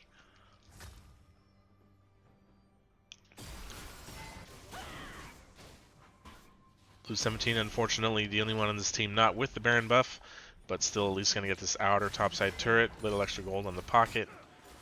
He can keep this push going. Diego's foreskin actually starting up the Baron, or Dragon, excuse me. Cannon Barrage coming in here, and Squints is in, takes a lot of damage already from Ganwien. Arcane Barrage comes in there, big, Curse of the Sad Mummy, and Viego's foreskin goes in back deep, but he's all by himself. Braum and Seraphine are already dead. There's a kill for Blue 17 on the teleport. Ganwien, now there's a stolen Vi ultimate, going to take him down, and it's a massacre now, 3 for 1. Kind of a messy fight there in favor for Matt and Cheese, but maybe most importantly, Dragon was secured by the Ganwieners, so there is no Mountain Soul point. However, they're going to use this advantage with their still active Baron buffs. Looks like they could take this mid turret. Defense is a little slow here, as there's only 2 members alive. Tristana can't stand in here by herself, so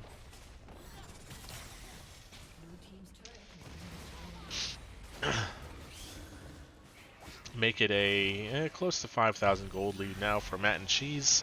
I think the most significant gold lead in either of these 2 games now, except for maybe the very end of game 1 for the Ganwieners.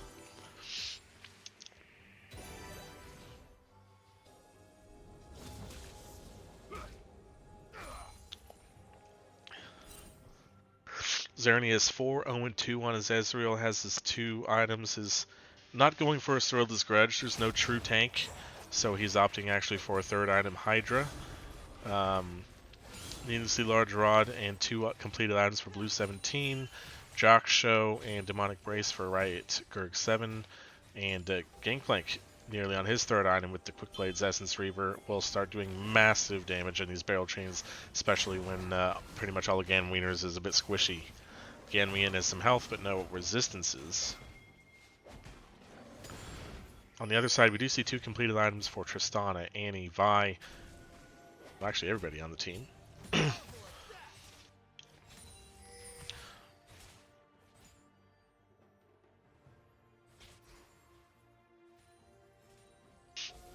Ganwien, the most CS in the game, is 204 with his 2 kills. Got his Cleaver and his Titanic Hydra, so does quite a bit of shred DPS if he's able to stay alive.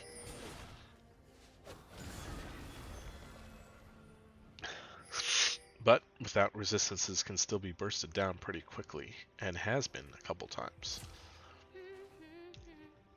So pretty slow then since the end of the Baron push from Matt and Cheese. Gold lead is stabilized just about less than 5k.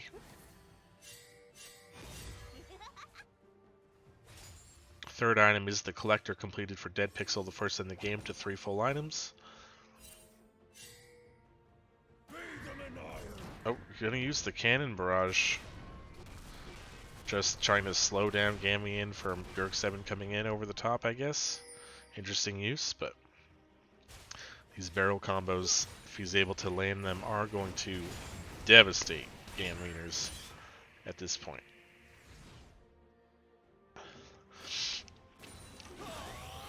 True Shot Barrage. Is it Cannon Barrage and True Shot Barrage? 2 barrages on the side of Matt and Cheese.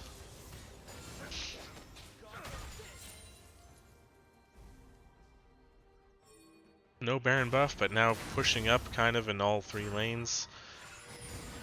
And, ooh, instant flash there out of Dead Pixel with the Tibbers damage. Here comes Kirk 7. They're just going to tank this turret up because Zepho is between 4 people, doing a really good job to stay alive, but there's that barrel chain we talked about.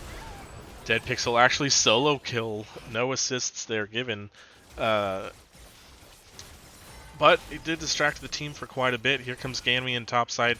We know that he won the 1v1 last time. So they're fairly happy to kind of keep him pushing in top against the Silas. Ooh, that actually interrupting a recall there. Just buying some time, no actual threat.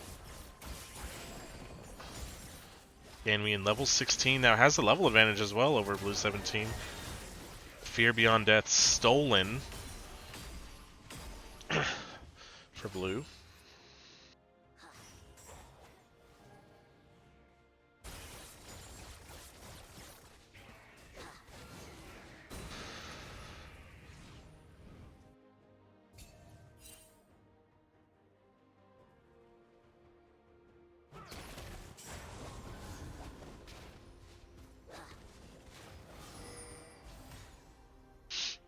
So fourth dragon of the game has spawned. Could be the third dragon here for Matt and Cheese.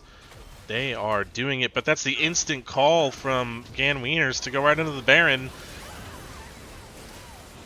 Giving up the third dragon. And this is just melting to the damage here. It's going to be gone for sure. Nothing that they can do about it. Kenta is here. Cannon Barrage comes down in a steal attempt, but it does not work.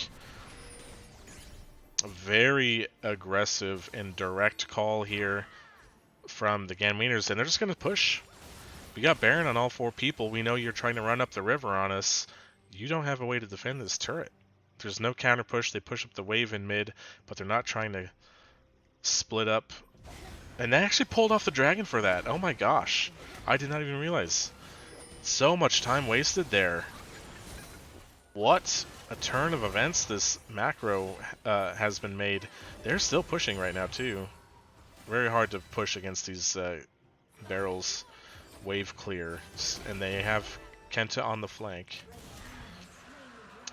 Greg 7 finally taking down the dragon. Ice Cold Bro. Oh, Flash engage here, and the Encore hits many people, and Xerneas is going to go down, feared away. Ice Cold is dead on the backside, and so many kills. That's actually 2 for 2 in the 4v5, so watch out. The Bandage Shot is still alive, and he uses it, and the combo with the barrel chain is big. Ganmian finally goes down, and now Double Bacon Wrap is by himself. He's going to jump away. Viego Foreskin also. Vault Breaker gets out of there. It's an extended 3 for 2 once the Amumu arrives with the Curse of the Sad Mummy.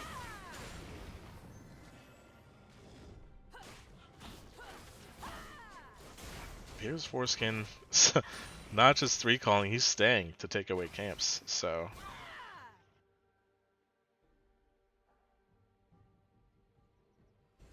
There was no recall. That is one of the times when I kind of liked the fact that they stayed and pushed. Again, like I said, not instantly recalling when they took the Baron. They took the inner turret top. I think they could have recalled after that. Instead, they stayed and got caught without having spent that gold, and was a really close fight overall. But imagine if they had their gold from that Baron and that turret before that fight happened. So I like that they didn't instant recall, but they could have recalled still after taking that turret. Meanwhile, it's going to be a 2,500 gold lead, retained, cut in half, I should say, from the 5k it was previously. Still in favor of Matt and Cheese, although past 30 minutes, 2.5 golds, 2,500 really doesn't mean anything. Doesn't mean much, I should say. Baron buff gonna be wearing off these last, wearing off now, it looks like. And, oh, Ice Cold Blower using the Encore. Maybe thought they had someone who picked out, but I don't know if it was just blocked by Squints' shield or what. So.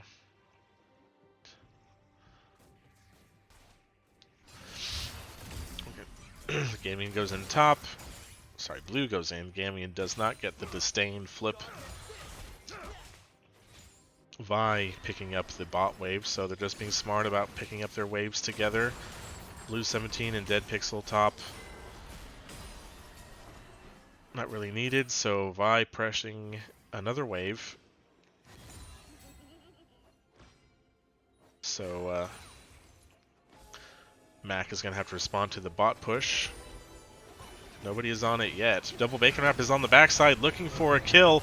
Cannon Barrage is going to come down as the shield is broken. And here's the instant engage. Blue 17 with the wraparound.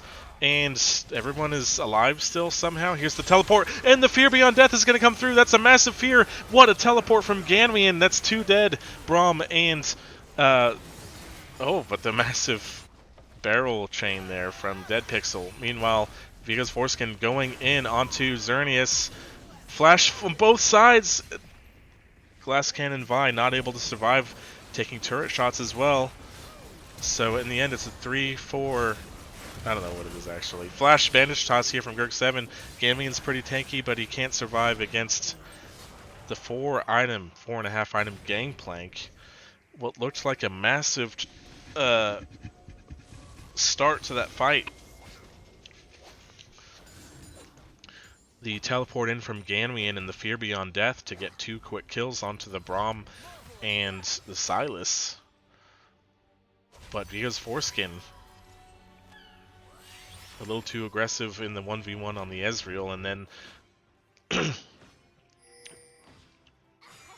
Gangplank getting another couple kills. Will be full items pretty soon.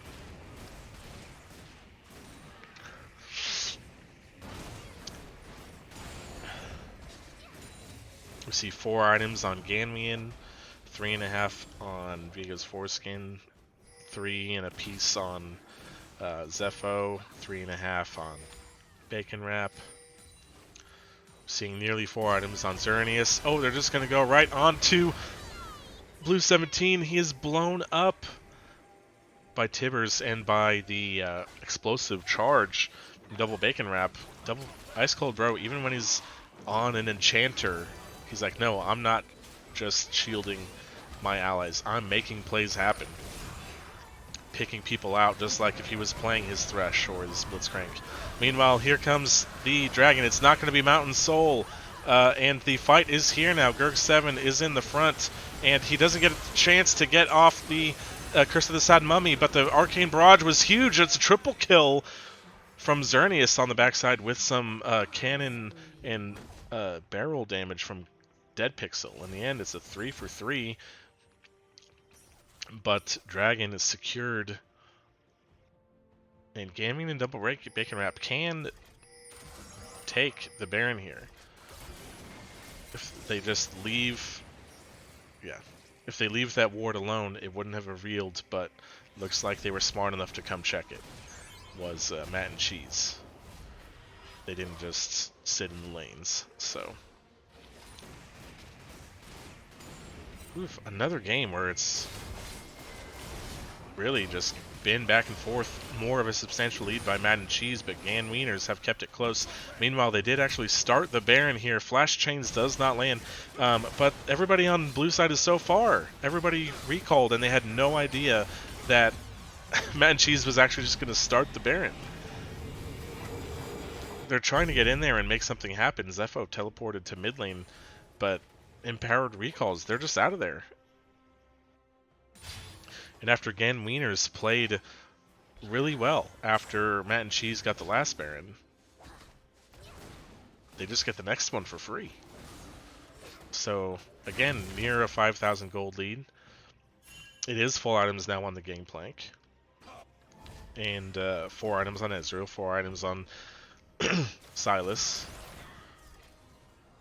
Nobody yet on Gan Wieners is full items. However, because there's no Mountain Soul, it's not Mountain Soul and Baron, so the game is not now pretty much instantly over, as it would be if they also had Mountain Soul on the side of Matt and Cheese. First Strike is an abomination and bad for the game. Changed my mind. Well, I've seen lots of people take First Strike and not get much out of it. Dead Pixel just doing well on his Gangplank.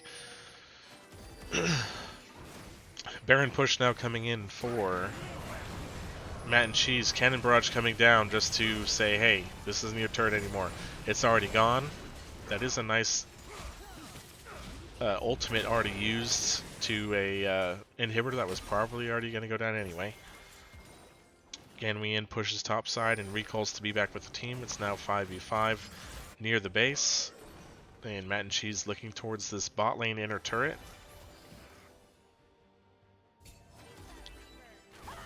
These are one of the toughest turrets to defend, so I'm guessing Ganwiener's just going to give this one up. And they do, because Ganwien himself is actually just pushing up mid lane with a super minion now coming from that destroyed inhibitor. This base, though, you don't want to give up 2 free inhibitors, I don't think, without looking at a fight, but they do because Ganwien decided to push that extra wave. So, I don't know, 2 dead inhibitors. At this point, I think he should have just stayed mid. Oh wow, that encore stolen from Silas actually hit a couple people. I think if Ganwien is going to stay that long and they're just going to give up the second inhibitor in the mid lane, you just stay and try to trade your own mid inhibitor for it.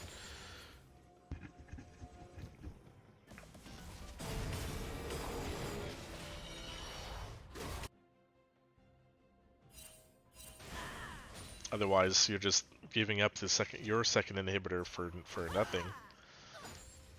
And it's okay to be down 1 inhibitor for nothing, but being down 2 is pretty tough. With Mountain Soul spawning in 50 seconds.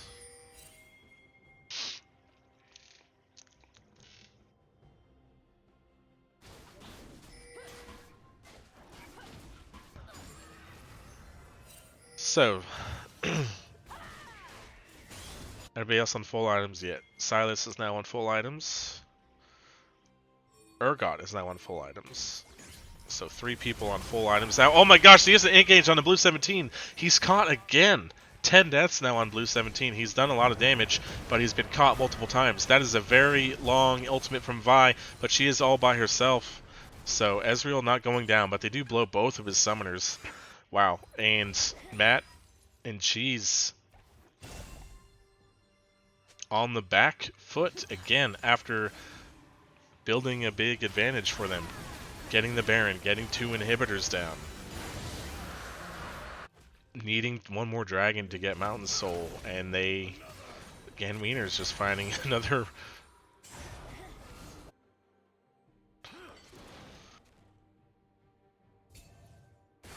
way back in, so they do have to, you know, stay in base and pick up these super minions, but they don't really lose anything. And they got themselves the 3rd Mountain Drake.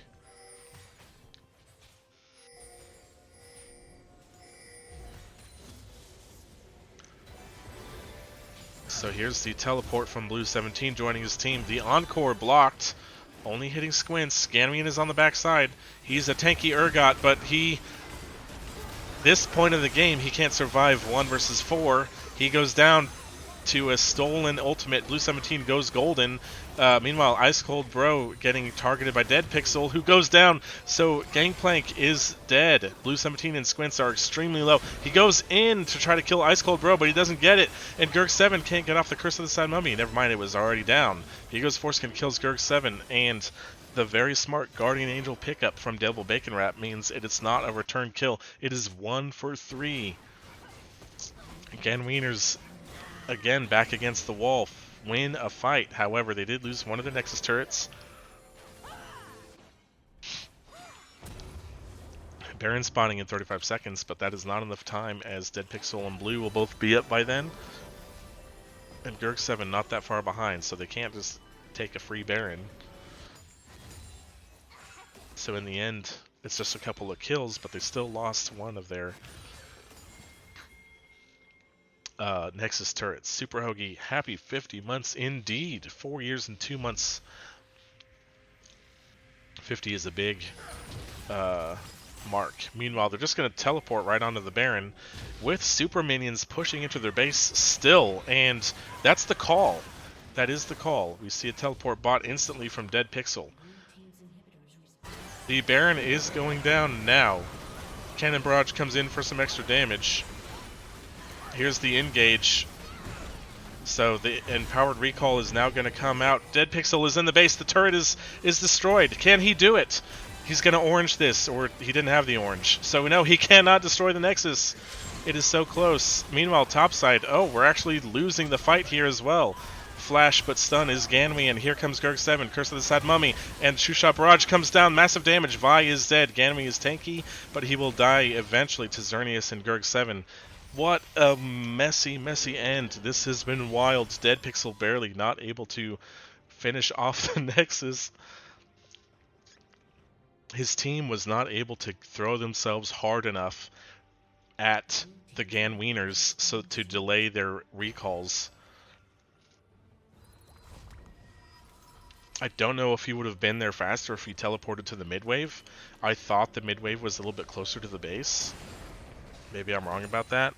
Maybe that was the difference between them winning this game. We'll find out. But turns out we're going to go the distance. Someone is going to get Dragon Soul because both teams have 3 dragons. And thus the game ends in the next minute, which I don't see how it will. Baron buff even being on what, a couple members here of Ganwieners, but there's no way that they're in a position to actually push with it. So Mountain Soul finally will go down in 1 minute. We're 45 minutes and we're not talking about Elder Soul. We're talking about just regular old Mountain Soul. I think he ends if he oranges the Seraphine ult. I think so too. The fact that he doesn't use it makes me think that for some reason it was on cooldown, but I don't know why it would be on cooldown because he was by himself in the base before that, so there was no reason that it would have needed to be on cooldown. Both the inhibitors have respawned finally for Ganwieners, so they're able to be out of the base without the supers pushing in. So, I mean, this could be the fight here that finally ends it at 45 minutes. Unless it's a chaotic fight that leaves everybody dead except for one person. That might not end the game. But so the Baron wave here is pushed up here. Engaged directly. Viegas Foreskin goes in the encore. Silas is dead again. Curse of the Sadmi comes in. That's quite a bit of damage. Dead Pixel looking for a kill. He gets the Vi. Ganwian is on the front line, taking up quite a bit here. Dead Pixel getting rooted up here. Has to orange. He does walk away, but he is low. It's a 1-for-1. Blue 17 and Viegas Foreskin are dead. True Shot Barrage does a little bit of damage here. 4 versus 4 in the base. 1 inhibitor down. They're going to look to take the second. Gurg7 is here. He's going to look for a bandage toss. He doesn't have the Amumu ultimate, so it's a little risky. He won't do it. He gets the Q, though. That is huge now. It is going to be their numbers advantage as Mountain Soul is up. Bandage toss flashed away from Guy Skull Bro, who's going to be able to get out to safety. Shoe Shot Barrage comes through, kind of leapt over, it looked like, by Double Bacon Wrap. Viegas Foreskin is up in 5 seconds, but otherwise it is a 3v4, 3v5 make it, because here's Blue 17 on the teleport. So Mountain Soul finally goes over to Matt and Cheese after taking the first 3 dragons of the game almost. Ooh, Blue 17. That looks personal against Ice Cold Bro. So 20 seconds in a 5 versus 3. Cannon Barrage comes out instantly. Viegas Foreskin is in danger here, but gets out. Bandage toss though. Gurg7, a very nice clutch bandage toss a couple times in a row. He got Zepho on the Annie. He got Vi there. And now this looks like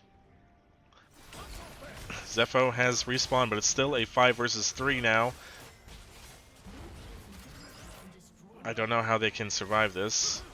No Nexus turrets at all to defend. Goes in. Zepho goes down.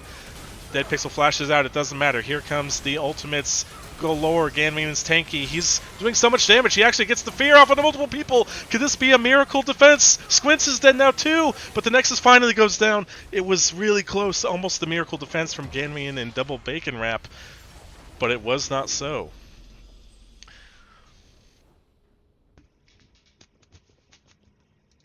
Wow. Crazy end to that series does, in fact, make it a 1-for-1. I'm not going to tab away from the screen too quickly this time. Let's check out these scores. Kenta, most kills in the game to go with his 14 deaths.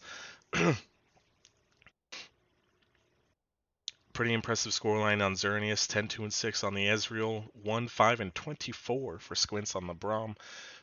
On the other side is Double Bacon Wrap, also good scoreline, 5, 1, and 9 on his Tristana. Team 1-1 FTW keeping the dream alive. Yes, you had a chance there to break your 1-1 streak, but it stays the same. You are 6 and 6 overall. Importantly um, for Matt and Cheese, they end their 3-game skid with that one to stabilize now at 8 and 3, or sorry, 9 and 3, with 2 games left or 2 matches left before playoffs. Okay, I'm gonna do a quick little poll. Don't know how many people are here, but just cause. So we got Dead Pixel, Gerg, Zepho, Bacon. Wait, I'm saying the wrong people. Blue, Xerneas, Squints. There we go. It's gonna make this a quick 2 minutes. I'm gonna make an executive decision as well, not to stick around for any kind of interview. So I'm sorry if anybody wanted to, but it is kind of late now, and I gotta be ready to work tomorrow. So I'll just see this quick poll result for Game 2 MVP.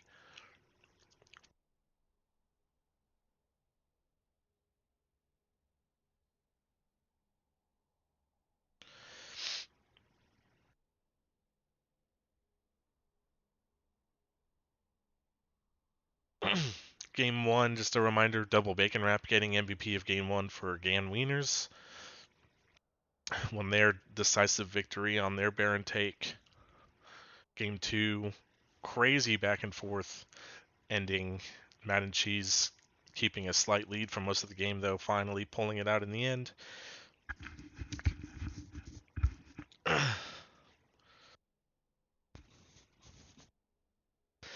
Okay, so far, 1 vote apiece for Dead Pixel, Gerg, and Blue.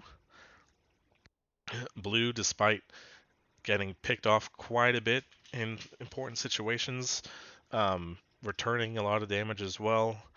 A couple nice stolen ultimates. Gerg had some pretty clutch bandage tosses there, especially in the end. And Curse of the Sad Mummy engages. Dead Pixel's Gangplank, a menace really from the start. Got a solo kill on Urgot in lane and had multiple moments where his barrels were doing tons of damage and clutch cannon barrages as well. It's currently 2-2. I'm putting in a vote myself just because the poll's about to end. I put it in for Dead Pixel. So congrats, Dead Pixel, on MVP Game 2 for you guys, ending your 3-game losing streak with a victory.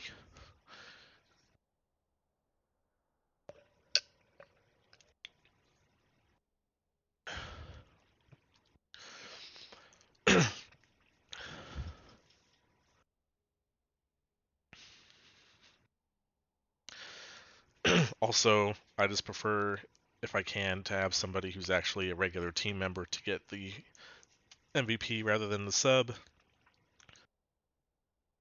Losing streak, brother, we're number 1. No, you are not.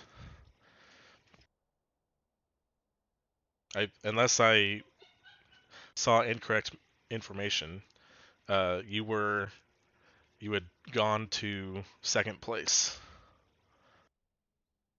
You were 8-0, I believe, and then you lost. You were 2-0'd by Gurr, who was 7-1, so they jumped you.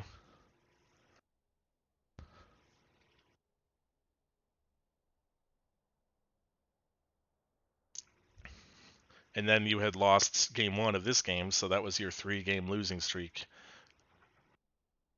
Unless I looked at it wrong, but you went 1-1 last week? Oh, well then that's probably why then. I thought I saw 2-0 for Gur. So, in that case, yeah, you are. I believe you would still be in first place then. Yeah, so apologies.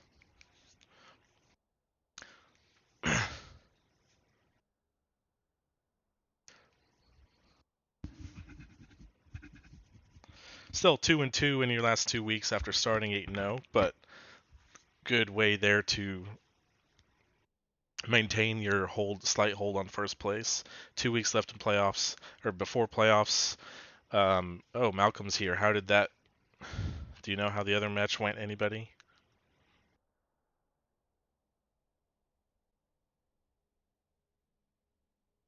I don't remember what the other match was. It was Flesh Bled and somebody. 2-0 Raw. Okay, so it's Flesh Bled and Raw. So going in Raw, gonna maybe be moving up the standings a little bit as well. Anyway, I got to get going. So thanks people for tuning in. Congrats to both teams on the 1-1. Congrats to Double Bacon and Dead Pixel on your MVPs. And yeah, it's getting down to the wire. Like I said, 2 more regular season weeks before the playoffs start. So we'll see how those go. And hope everyone had a good weekend. Back to work tomorrow for most of us, myself included. And I'm going to sign out.